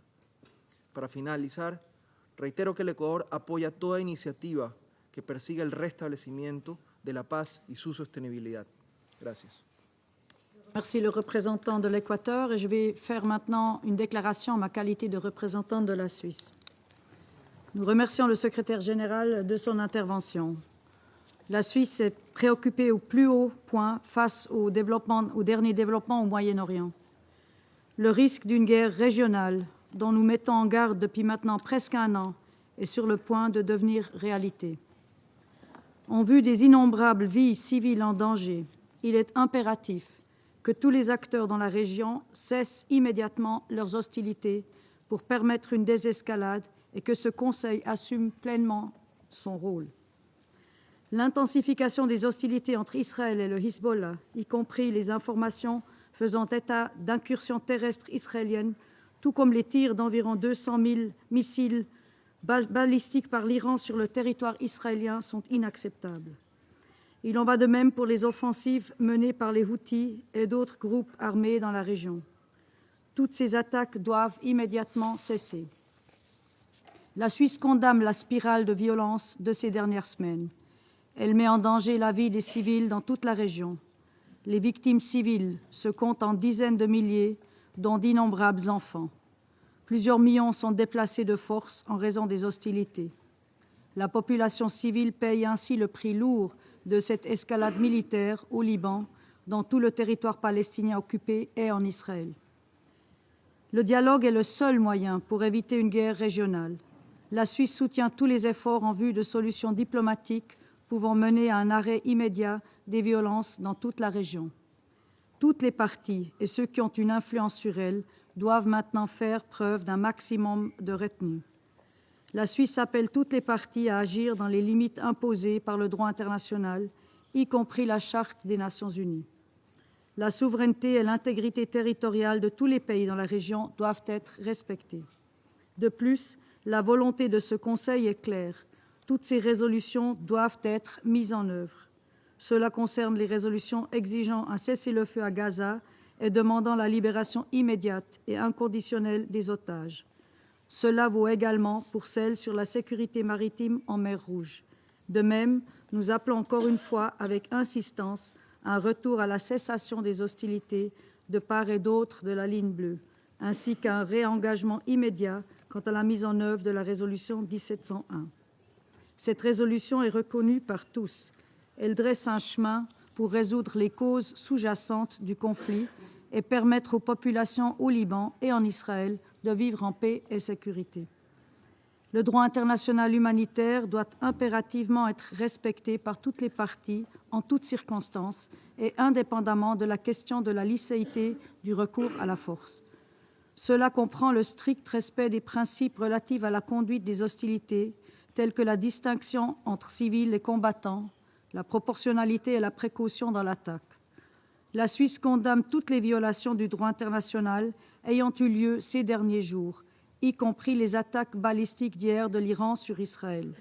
La Suisse condamne également toutes les violations du droit international humanitaire et de toute violence contre les civils, comme les actes de terreur à Jaffa hier ou les attaques croissantes des colons en Cisjordanie. Monsieur le secrétaire général, la Suisse renouvelle son soutien à l'engagement et les bons offices de l'ONU dans la région. Cela concerne en particulier la FINUL et UNSCOL. La FINUL, à laquelle la Suisse contribue par l'intermédiaire de l'ONUST, accomplit actuellement son travail dans un environnement extrêmement dangereux pour réduire les tensions et assurer la liaison entre les parties. La Suisse réitère aussi son plein soutien au travail du secrétaire général. En outre, l'ONU fournit actuellement, en collaboration avec d'autres organisations, une aide humanitaire à tous les civils dans le besoin. Nous appelons à nouveau à la protection du personnel de l'ONU, en particulier du personnel humanitaire et du personnel de maintien de la paix. Il est urgent de mettre un terme aux souffrances des populations civiles et de rétablir le dialogue en vue de pacifier la région. La responsabilité d'un Conseil de sécurité uni dans son action en faveur de la paix est clair. Je vous remercie. Je reprends maintenant mes fonctions de présidente du Conseil. Et je donne maintenant la parole aux représentants sous article 37.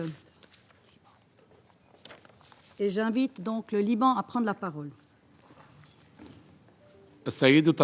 السيدة الرئيسة، أهنئكم بداية على ترأسكم لمجلس الأمن لهذا الشهر، كما أشكر سلوفينيا على رئاستها للمجلس الشهر الماضي، وأتقدم بالشكر من فرنسا على طلب عقد هذه الجلسة الطارئة، كما أشكر الأمين العام للأمم المتحدة السيد أنطونيو غوتيريش على إحاطته وندائه وكل الدعم له ولما يقوم به.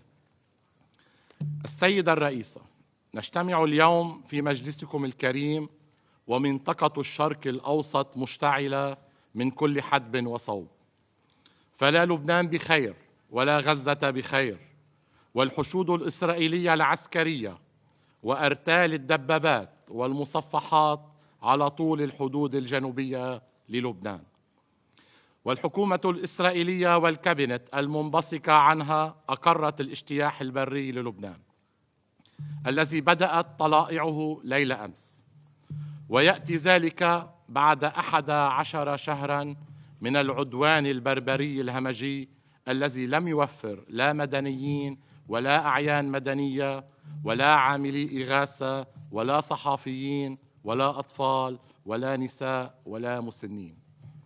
فمنذ 8 تشرين الأول 2023 قتلت إسرائيل وجرحت آلاف الأشخاص بانتهاك صارخ لميثاق الأمم المتحدة والقانون الدولي الإنساني ولكل الأعراف الدولية والمبادئ الإنسانية.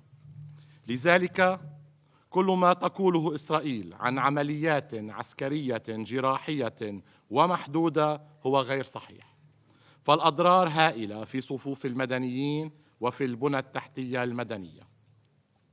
وما حصل في قرية عين الدلب خير دليل على ذلك، فقد استهدفت غارة إسرائيلية بتاريخ 29 أيلول مبنى سكنيا متسببة بمجزرة أدت إلى سقوط 71 ضحية، بينهم عشرات النساء والأطفال دفنوا في مقبرة جماعية.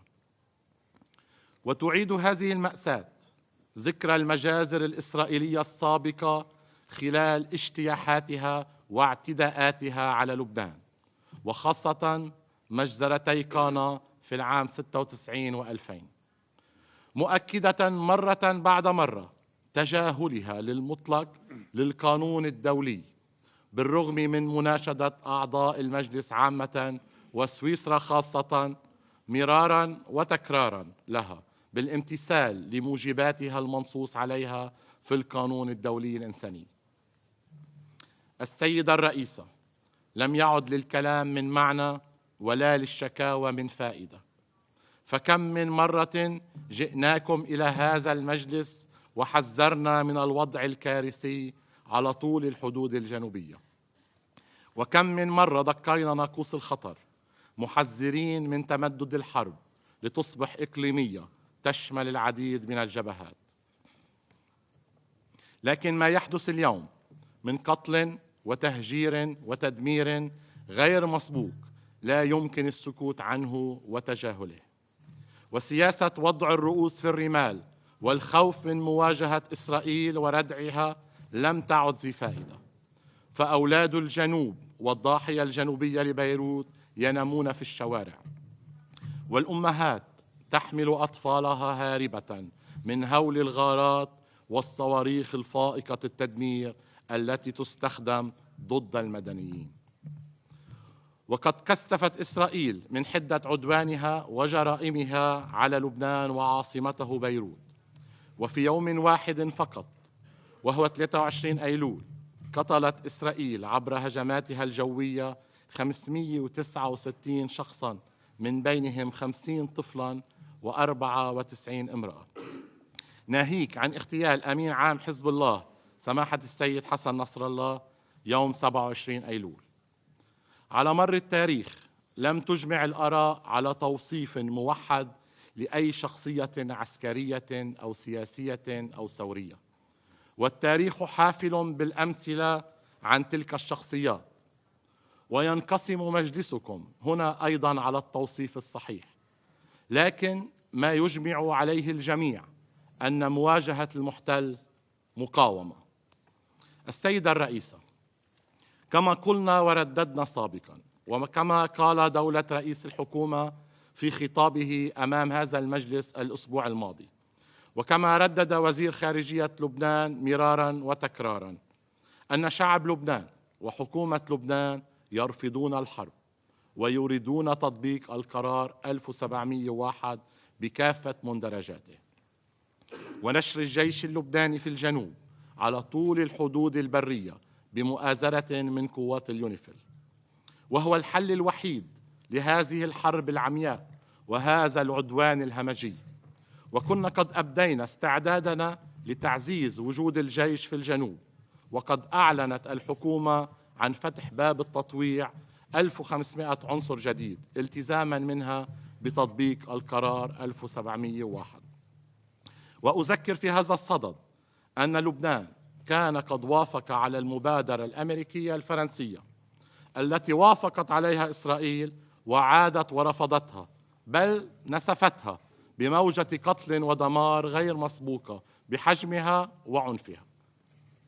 كما نؤكد على الموقف الرسمي الذي أدلى به دولة رئيس الحكومة يوم أمس، وهو الموافقة على الالتزام بالنداء الذي صدر عن الرئيسين الأمريكي والفرنسي والمدعوم من عدد من الدول الصديقة والشقيقة، التعهد بتطبيق كل النقاط التي وردت في البيان، ومنها وقف إطلاق النار فوراً من أجل بداية البحث في تطبيق القرار 1701 كاملاً، الترحيب بكل ما ورد في النداء والتعهد بتطبيقه فوراً، وفور وقف إطلاق النار الاستعداد لإرسال الجيش اللبناني إلى منطقة جنوب الليطاني ليقوم بمهامه كاملة بالتنسيق مع قوات حفظ السلام الدولية اليونيفيل في الجنوب.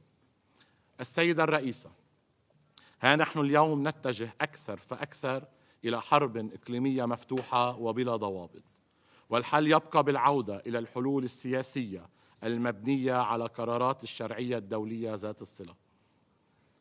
فهذا الوضع مرشح للاستمرار طالما أن القرار 1701 لم يطبق كاملا، وطالما أن التركيز هو على فرض حلول عسكرية بدل الحلول الدبلوماسية. كذلك فإن الوضع في فلسطين مرشح للاستمرار بالتفاقم والتدهور وزيادة منسوب القتل والدمار والعنف ما لم تطبق القرارات الدولية، خاصة 2735 242 و 338 حول حل الدولتين وقيام الدولة الفلسطينية. من هنا وجوب تحمل مجلس الأمن مجتمعاً مسؤوليته لمنع انفجار الشرق الأوسط برمته والخروج من هذا النفق المظلم. السيدة الرئيسة، لبنان اليوم يواجه أزمة إنسانية غير مسبوقة، وهو بحاجة إلى مساعدات إنسانية عاجلة، فهو الدولة الوحيدة التي تستضيف 2 نازح سوري ونصف مليون لاجئ سوري، وفي نفس الوقت لديها حوالي 1 مليون نازح لبناني داخلي، وهذه سابقة يصعب تكرارها. وكنا قد نبهنا من خطر النزوح واللجوء، وها قد وصلنا اليوم إلى كارثة إنسانية مع 1 مليون نازح داخلي، منهم الآلاف على الطرقات دون مأكل أو مشرب أو دواء. من هنا وجوب المساعدة لمواجهة هذه الكارثة، وقد تم إطلاق يوم أمس بالتعاون مع الأمم المتحدة نداء عاجلا بقيمة 426 مليون دولار للاستجابة لهذه الكارثة الإنسانية. لذلك نتقدم بالشكر من كل من ساهم في المساعدة من دول صديقة وشقيقة ومن وكالات الأمم المتحدة، وندعو جميع الجهات الفاعلة والدول إلى المشاركة في المساعدة. السيدة الرئيسة، تاريخنا مع إسرائيل تخلله اجتياحات متعددة، أعوام 78 82 و2006. وكل هذه الاجتياحات والاحتلالات التي نجم عنها تدمير كبير وقتل لآلاف المدنيين انتهت جميعها باندحار إسرائيل وانسحابها وتراجعها. والاجتياح اليوم سوف تكون نتيجته هي هزيمة أخرى تضاف إلى سجل إسرائيل مع لبنان. فأرض الجنوب تعرف أبنائها، وأهلنا في الجنوب متجذرين في أرضهم، وشجرة الزيتون التي أحرقتموها بالفوسفور الأبيض سوف تنبت وتزهر وتثمر من جديد. وهذه الأرض الطاهرة سوف تلفظ كل محتل مهما طال زمن احتلاله.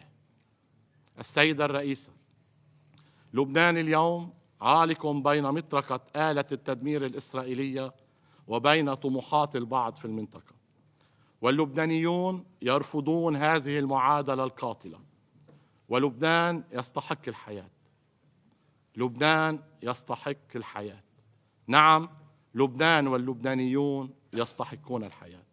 وشكرا السيدة الرئيسة. Je remercie le représentant du Liban et je passe maintenant la parole au représentant d'Israël. Thank you, Madam President. Last night, the Iranian regime launched a cold-blooded attack against 10 million civilians, Jewish, Muslim, Christian, men, women, and children of every faith. In an unprecedented act of aggression, Iran fired almost 200 ballistic missiles, forcing millions of people into bomb shelters. These scenes have not been witnessed since the Blitz in London. This was a deliberate attempt to strike at the very heart of our society, targeting the most sacred places in Israel, holy sites, mosques, synagogues, and churches. To Iran, there is no holy ground, no purity of life worth protecting. But even before the missiles rained down, the bloodshed had already begun. Just minutes before this assault, Palestinian terrorists opened fire on civilians, murdering 7 innocent people, young women, mothers protecting their babies, tourists. This is the reality we face every single day. Terror at our borders, missiles overhead, bullets in our streets. The Council must understand the situation Israel is forced to live in. We are under attack. This was not just an escalation. It was a direct assault on our very existence. The world watched silently as Iran funded and directed attacks against us for the past year, arming and training their proxies for decades, and the international community sat quiet. The silence, the routine call for de-escalation, only emboldened Iran. The result, last night's onslaught. Now the world must step up. Iran must pay a heavy price for this attack. Anything less is complicity. Do not be fooled by the fact that Israeli air defenses performed near miracles last night, saving countless lives beyond imagination. We also appreciate our partners for their assistance in defending against Iran's attack. Iran's failure does not diminish the evil behind their actions, the intentions. What we witnessed was nothing short of pure, unrestrained evil.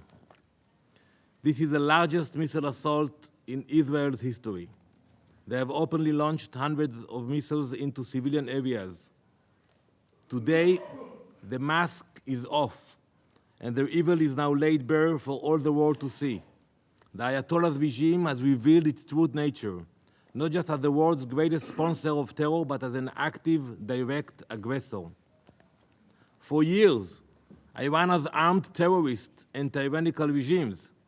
We all know their weapons are responsible for the death of countless innocent civilians all across the globe, from Europe's war zones to terror attacks in the Middle East, from embassies in Latin America to assaults on US personnel. There is no corner of the world where Iran's blood-stained fingerprints cannot be found. They are not just Israel's enemy, they are an enemy of all civilized nations, an enemy to their own people who they brutally oppress, and an enemy to all nations they work to destabilize. Until now, they had largely operated in the shadows, using all their proxies, Hezbollah, Hamas, the Houthis. They carried out their dirty work. But last night, that mask was ripped away, the mask that their leaders wear in these very halls. Iran no longer hides behind others. They have proudly stepped into the open, are the architects of chaos and destruction. And now the world can see their true face. Iran launched the largest ballistic missile attack in history, justifying it as a vengeance for the elimination of Hassan Nasrallah. That is the reason. In doing so, they relinquished any deniability and claimed full ownership over Hezbollah's actions. They say that. That is the reason for the attack, because of Nasrallah. So basically, they own the deeds of Hezbollah today. Let me remind you all. Allow me to remind you of some of Hezbollah's crimes against the world. In 1983, they bombed the United States barracks in Beirut, murdering 241 US servicemen. That same year, they bombed the US embassy in Beirut, murdering 63. In 1992, they bombed the Israeli embassy in Buenos Aires, killing 29 people and wounding 242. 2 years later, same place, Buenos Aires, they bombed the Jewish Community Center, murdering 85 and injuring over 300. Before 9/11, Hezbollah were responsible for more American deaths than any other terrorist organization. None of this even mentions the thousands of Lebanese people and Syrians that they brutally murdered at the altar of their tyrannical masters. In the past year alone, since October 8th, Hezbollah has launched over 9,000 missiles and rockets, over 1,000 anti-tank missiles and hundreds of attack drones. They have made over 70,000 Israeli civilians refugees in their own country. All the while, they have been attempting to infiltrate our communities to commit an October 7th-style massacre. Behind every murder, every rocket launch, every plot stands the Iranian regime.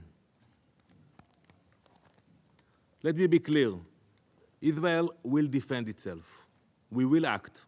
And let me assure you, the consequences Iran will face for their actions will be far greater than they could ever have imagined. Let me ask the Council and the entire world, how would any of you react if faced with such an attack? What would any nation do if hundreds of ballistic missiles were raining down on your civilians, your cities, your places of worship? The scale of this attack is unimaginable, and yet Iran is determined to escalate further. This is not just a threat to Israel, this is a threat to the entire world. We will defend our people, and our response will be swift and decisive. Those who attack us will face serious consequences. For every missile fired, we will respond with strength.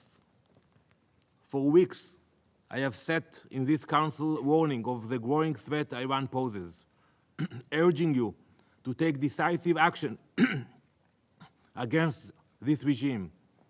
I warned that Iran's desire for dominance would not stop at Israel's border, but the inaction of this Council has emboldened them. And now the missiles falling on Israel are the direct result of that failure to act. The time for complacency is over. The Iranian regime has shed all deniability. They are no longer silent puppet masters. They are bloodthirsty aggressors, reveling in their violence and destruction. The world cannot afford to ignore this reality any longer. We demand immediate, crippling sanctions on Iran. The IRGC must be designated as a the terrorist organization it is. Do not let yourself be fooled by moderate Iranian president. I saw the way they were received here last week. The meetings, the clapping. Iran's policy is dictated by its supreme leader, Ayatollah Khamenei, and under his rule, the regime has grown more aggressive and murderous than ever. Iran's true face is one of terror, death, and chaos. They do not care about life, they do not respect their own religion, and they have targeted their fellow Muslims without hesitation. The time for empty calls for de-escalation is over. How can you do that?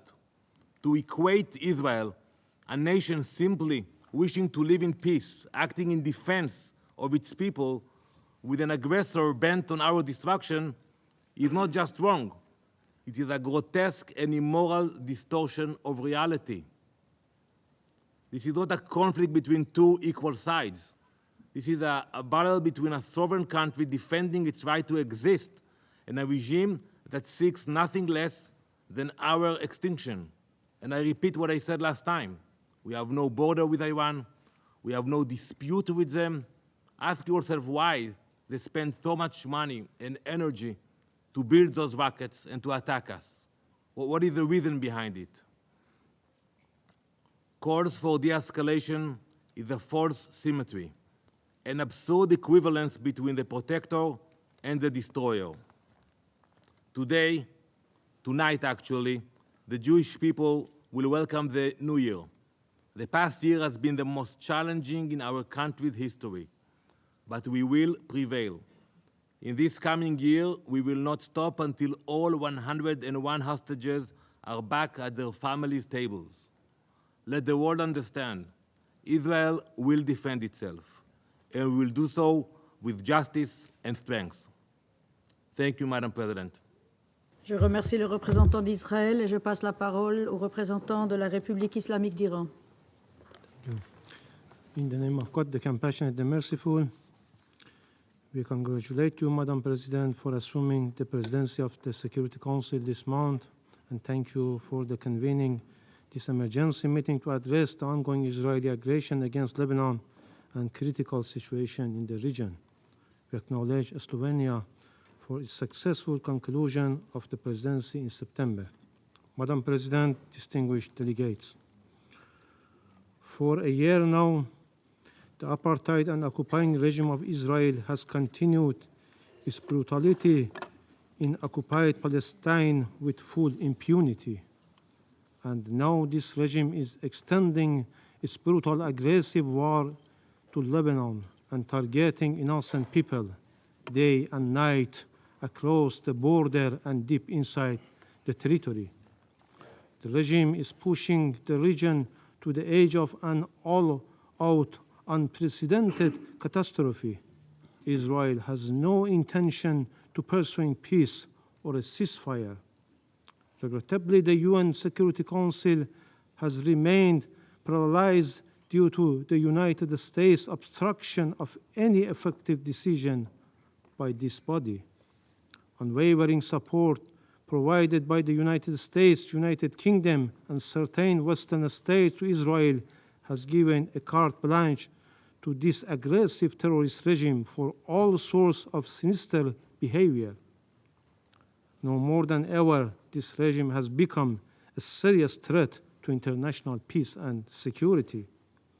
The only way to prevent further escalation is clear. Israel must immediately cease its war on Gaza, and its attacks on Lebanon must stop. Madam President, distinguished delegates, as we informed the members of the Council in our letter yesterday, the armed forces of the Islamic Republic of Iran launched a series of missile strikes targeting the military and security positions of the Israeli regime. Iran's action was in full accordance with the inherent right to self-defense under Article 51 of the UN Charter, and a direct response to the regime's repeated acts of aggression against Iran, including the violation of Iran's sovereignty and territorial integrity during the past months. Our invocation of the right of self-defense followed by an extended period of restraint reflects Iran's responsible approach to regional and international peace and security at a time when the illegal action and genocide carried out by this occupying apartheid regime against the Palestinian people, as well as its repeated military aggression against Lebanon and Syria, continue. Iran's missile strikes were a necessary and proportionate response to Israeli continued terrorist aggressive acts over the past 2 months. This includes the violation of Iran's sovereignty, the assassination of political leader of Hamas in Tehran and Iranian citizens, the targeting and wounding Iran's ambassador to Lebanon, and the recent assassination of Sayyid Hassan Nasrallah, the leader of the resistance and Secretary General of Hezbollah, and General Abbas Nil Furushan, an Iranian military advisor in Beirut. I wish to mention the key facts that clearly demonstrate Iran's action under self-defense is fully justified, lawful, and firmly grounded in international legal principles. On 1st April 2024, Israel presently attacked Iran's diplomatic mission in Damascus, Syria, in a blatant violation of international law, specifically the principle of inviolability of diplomatic and consular premises. Iran immediately sought the Council's condemnation. What was this body's response? Nothing. Rather than condemning Israel's act of aggression, the Council merely called for Iran's restraint and even refrained from issuing a press statement proposed by Russia. After 10 days of silence from the Security Council, Iran has no choice but to use its inherent right under international law to respond to this severe violation.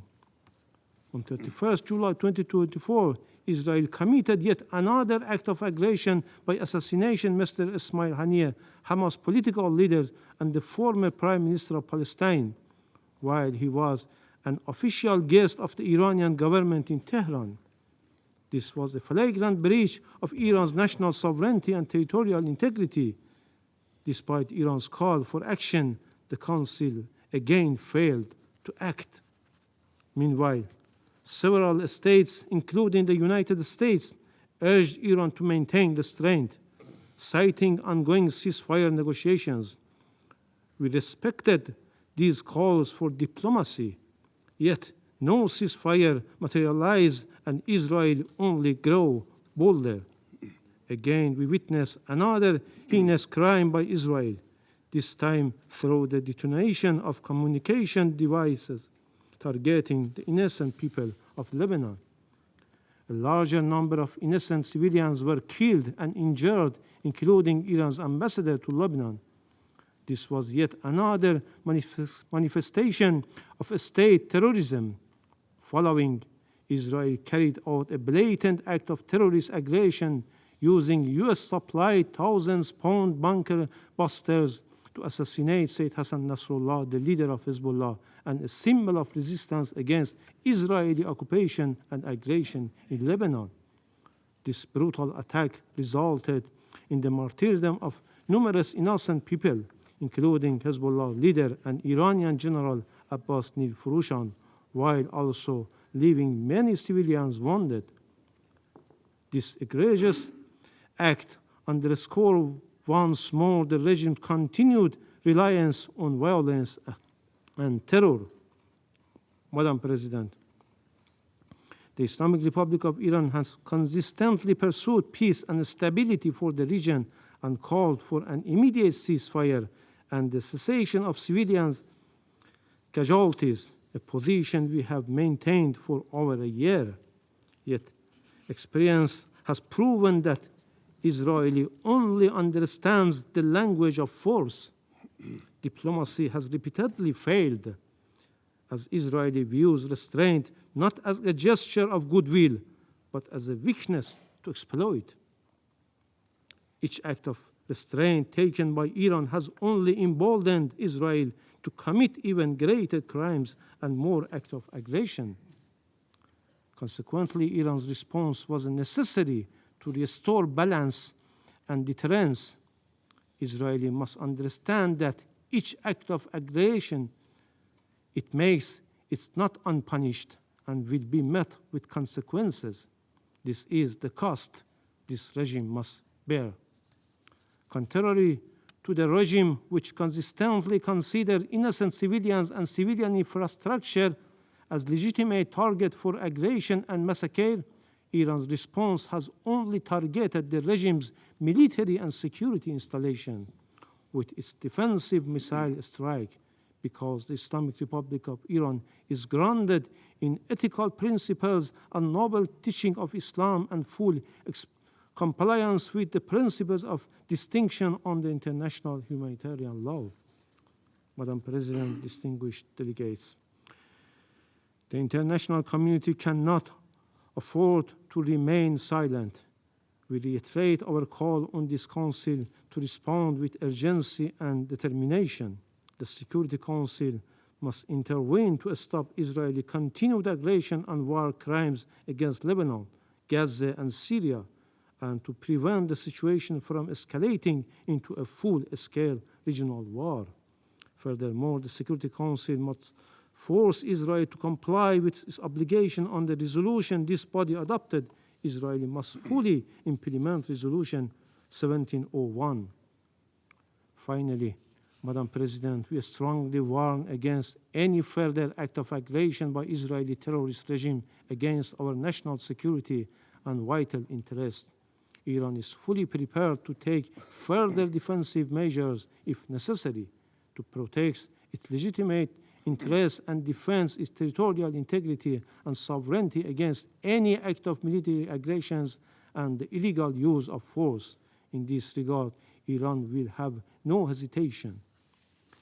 In conclusion, the regime of the United States and the United Kingdom regime, notorious enablers of the Israeli regime, along with France, have once again cynically attempted to justify Israeli heinous crimes under the guise of self-defense, shifting the blame onto Iran. While the Israeli regime must be held accountable for the atrocity crimes and cannot disregard the U.S. complicity in Israel's crimes. Israel's warmongering relies on U.S. regime, military support, and political backing. American weapons constitute the major part of Israeli weaponry and ammunition used in Gaza, and therefore the United States is implicated in every aspect of Israel's atrocity. The vast majority of bombs Israeli drops on Gaza and Lebanon are U.S.-made.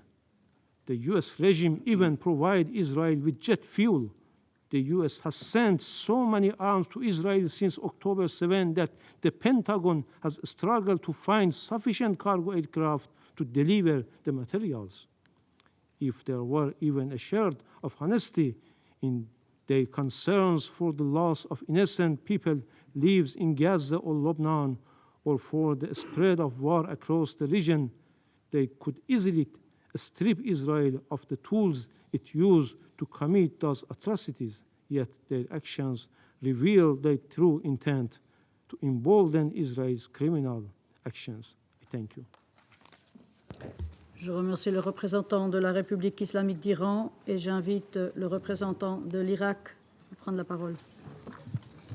شكرا جزيلا السيد الرئيس. أود في البداية أن أقدم التهنئة لسويسرا لتوليها رئاسة المجلس لهذا الشهر، متمنين لكم النجاح، وتقدم بالشكر أيضا إلى سلوفينيا على جهودها في رئاسة المجلس لشهر أيلول.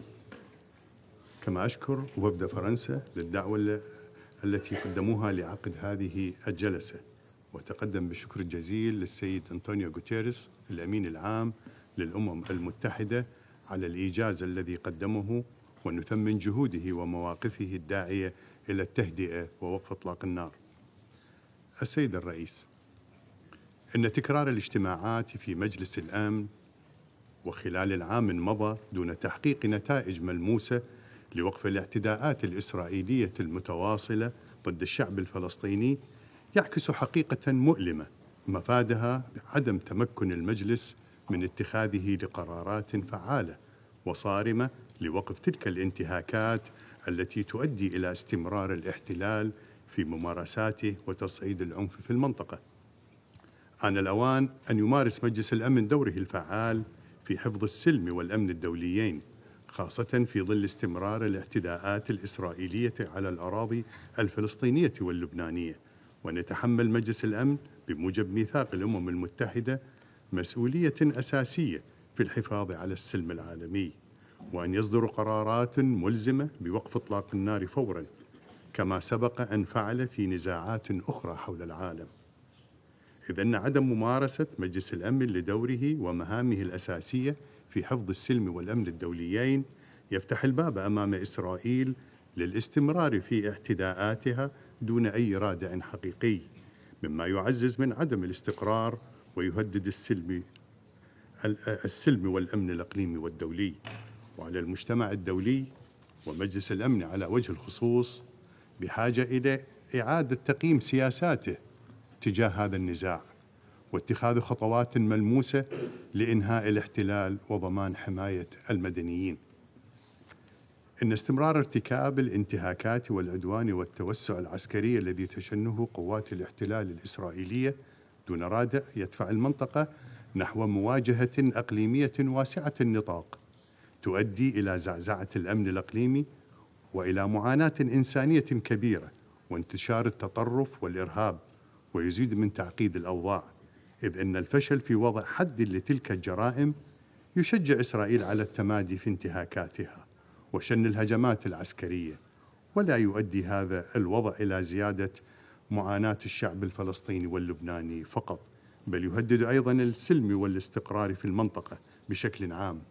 ومع استمرار غياب الردع الفعال يتفاقم الصراع ويزداد خطر اندلاع جر المنطقة إلى نزاعات خطيرة وواسعة.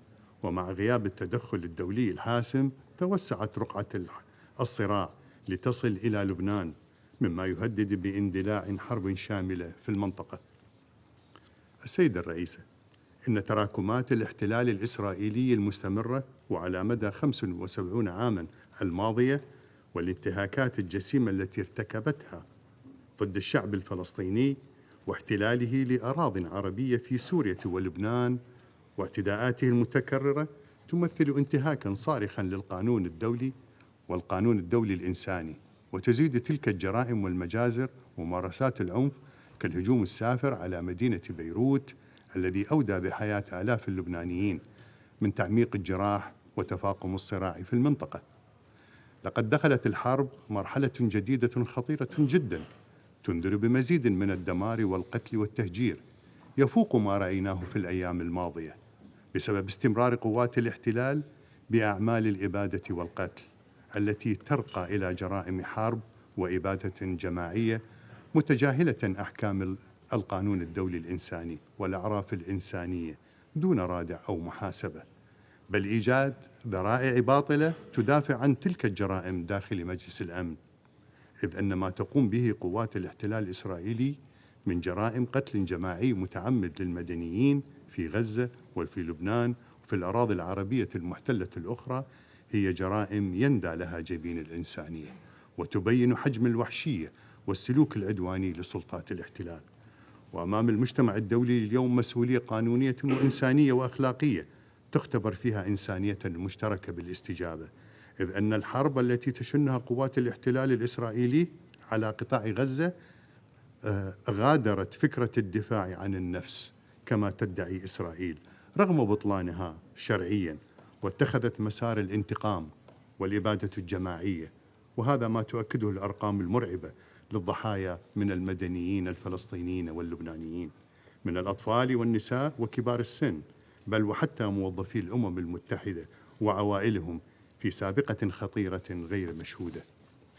كما أن توسيع رقعة الحرب على غزة وانتقالها إلى لبنان وآخرها ما قامت به من اعتداء آثم جديد باغتيال الأمين العام لحزب الله السيد حسن نصر الله ورفاقه من رجال المقاومة، واحتمالية توسع هذه الحرب إلى دول أخرى في المنطقة يشكل تهديداً خطيراً على استقرار منطقة الشرق الأوسط بأسرها، وينذر بعواقب وخيمة تتعدى حدود النزاعات المحلية، وقد تشهد تصعيدا واسعا يشمل هجمات متبادلة لتشمل تهديدا شاملا للاستقرار الإقليمي والدولي، خاصة إذا تدخلت قوى إقليمية أخرى في المعادلة، مما يجذب تدخلات دولية تفضي إلى تعقيد الوضع بشكل أكبر وتؤدي إلى عدم الاستقرار السياسي والاجتماعي وتفاقم الأزمات الإنسانية وإلى نزوح جماعي للسكان وزيادة في عدد اللاجئين والمشردين داخليا، وسيزيد الضغط على دول الجوار وحتى الدول الأوروبية، إضافة إلى التبعات الاقتصادية السلبية حيث ستتعطل الأنشطة الاقتصادية وتزداد معدلات الفقر والبطالة. كما أن التوترات ستؤدي إلى ارتفاع أسعار النفط إذا تأثرت مسارات الشحن البحري أو مصادر الطاقة. السيد الرئيس، يدين العراق التصريحات والتهديدات التي أطلقها رئيس وزراء سلطة الاحتلال الإسرائيلي ضد دول المنطقة، لأن مثل تلك التصريحات التصعيدية تساهم في تأجيج الصراعات وتدفع المنطقة نحو مزيد من التوتر والحرب. فتلك التهديدات العلنية لا تعتبر استفزازية فقط، بل تشكل أيضا انتهاكا صريحا لمبادئ القانون الدولي وميثاق الأمم المتحدة الذي يحظر التهديد باستخدام القوة ضد الدول ذات السيادة. وفي الختام، السيد الرئيس، يؤكد العراق تضامنه التام والكامل مع قضية الشعب الفلسطيني العادلة، ويدعم بقوة تطلعاته المشروعة في نيل حقوقه في إقامة دولته المستقلة وعاصمتها القدس الشريف. كما يؤكد العراق دعمه وتضامنه مع لبنان حكومة وشعبا ضد الاعتداءات السافرة والهمجية التي تنتهك سيادتها وحرمة أراضيها. وشكرا جزيلا السيد الرئيس. Je remercie le représentant de l'Irak et j'invite maintenant le représentant de la République arabe syrienne à prendre la parole.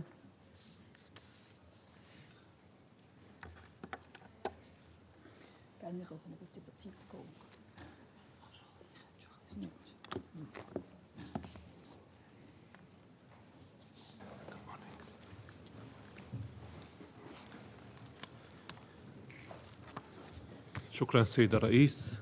سيد الرئيس، اسمح لي بداية أن أستهل بياني بتهنئتكم على تولي بلادكم رئاسة مجلس الأمن للشهر الجاري، وأن أشكر سلفكم على رئاسته وإدارة أعمال المجلس الشهر الماضي. كما أشكر السيد الأمين العام للأمم المتحدة على مشاركته وحرصه على الحضور معنا في هذه الجلسة، وأعرب له عن تضامننا معه في وجه الحملات العدائية الإسرائيلية الموجهة ضده. سيد الرئيس،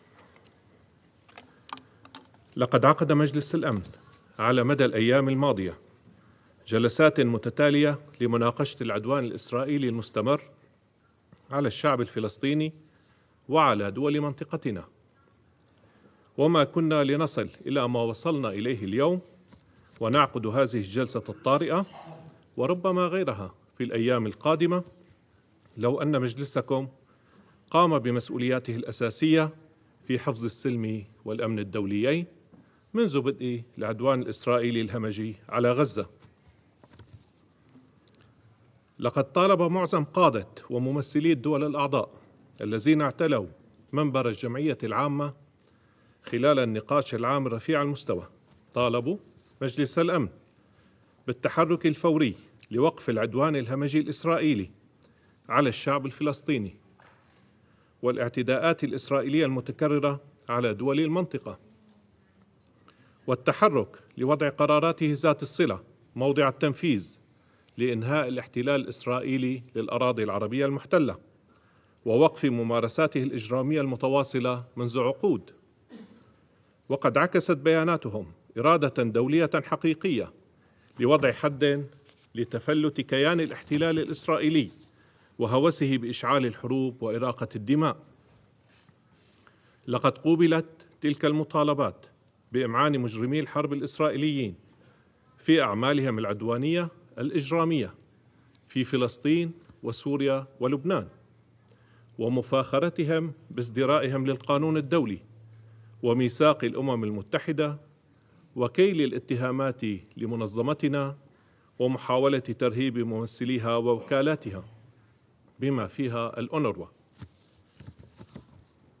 إننا نجتمع اليوم وقد وصلت منطقتنا بالفعل إلى شفا حرب مدمرة لا تستثني أحدا، ولم يعد من المقبول أن يقتصر رد فعل مجلس الأمن على مجرد عقد الجلسة تلو الأخرى دون اعتماد أي مخرجات تفضي لتحرك جاد وملموس. وإذا أردنا أن نكون أكثر تحديدا، فإن إحجام الولايات المتحدة عن لجم هذا الجنون الإسرائيلي، لا بل دعمه وتشجيعه ومنعها مجلس الأمن من القيام بدوره في حفظ السلم والأمن الدوليين، هو الذي دفع بالأوضاع إلى هذه المرحلة الخطيرة. ولا يمكن للإدارة الأمريكية أن تنفي مسؤوليتها عبر الإدلاء ببيانات للإعراب عن القلق أو التحذير من خطورة التصعيد والدعوة إلى ضبط النفس، وهي تمضي في الوقت نفسه في تقديم الدعم اللامحدود المتعدد الأوجه لكيان الاحتلال الإسرائيلي والتعهد بحمايته من المساءلة وتمكينه من الإفلات من العقاب. السيدة الرئيسة، لم تكتفي سلطات الاحتلال الإسرائيلي بعشرات آلاف الأرواح التي أزهقتها والدماء التي أراقتها والبنى التي دمرتها في فلسطين المحتلة، بل إنها واصلت مساعيها لتصعيد الأوضاع في المنطقة والدفع بها نحو حرب شاملة من خلال مواصلة اعتداءاتها على دول المنطقة ومنها بلاد سوريا، حيث شنت قوات الاحتلال الإسرائيلي اعتداءات متكررة طالت المدنيين الآمنين والمنشآت المدنية والأبنية السكنية، لا بل حتى المقرات الدبلوماسية. وقد استهدف آخر تلك الاعتداءات فجر يوم أمس الاثنين وبالطيران الحربي والمسير عددا من المناطق والأحياء السكنية الآمنة في مدينة دمشق، ما أدى إلى استشهاد 3 مدنيين بينهم صحفية وإصابة 9 آخرين ووقوع أضرار كبيرة في الممتلكات. وقبل قليل استهدف عدوان إسرائيلي آخر مبنى سكني في دمشق وأدى في حصيلة أولية لاستشهاد 3 أشخاص وإصابة آخرين. وفي لبنان الشقيق، وبعد استخدام سلطات الاحتلال المجرمة أجهزة اتصالات مدنية للقتل الجماعي، فإنها عمدت لحشد قواتها تمهيدا لغزو بري لجنوبه، وقامت بعدوان غادر وجبان استهدفت فيه بعشرات القنابل المحملة بأطنان من المواد المتفجرة عددا من الأبنية السكنية في الضاحية الجنوبية لبيروت، بهدف اغتيال الأمين العام لحزب الله السيد حسن نصر الله، الذي قاد مقاومة وطنية لبنانية مشرفة ضد الاحتلال الإسرائيلي. إن كل هذه الأشكال المختلفة من العدوان الإسرائيلي البربري والوحشي على منطقتنا قد ارتكبت أيضا بالتزامن مع المناقشة العامة للأسبوع رفيع المستوى للجمعية العامة، بما يعكس ازدراء إسرائيل للمنظمة ولمطالبات دولها الأعضاء. لا بل إن ما يسمى برئيس الحكومة الإسرائيلية قد فاخر باتخاذه لقرار العدوان على ضاحية بيروت الجنوبية من هنا من نيويورك، بعد أن مارس حملة دعائية وكما هائلا من الكذب والتضليل في كلمته التي رفضت غالبية وفود الدول الأعضاء الاستماع لها. تدين الجمهورية العربية السورية جميع أعمال العدوان الإسرائيلي المستمرة على دول المنطقة، وتجدد دعوتها مجلس الأمن للتحرك الفوري لوضع حد لهذا التفلت الإسرائيلي الذي يشعل المنطقة برمتها ويهدد السلم والأمن الإقليميين والدوليين. وتجدد بلادي تأكيدها على حقها المشروع في الدفاع عن أرضها وشعبها بكل الوسائل التي يكفلها القانون الدولي. كما تجدد بلاد سوريا تأكيد على وقوفها إلى جانب الشعبين الفلسطيني واللبناني وتضامنها الكامل معهما.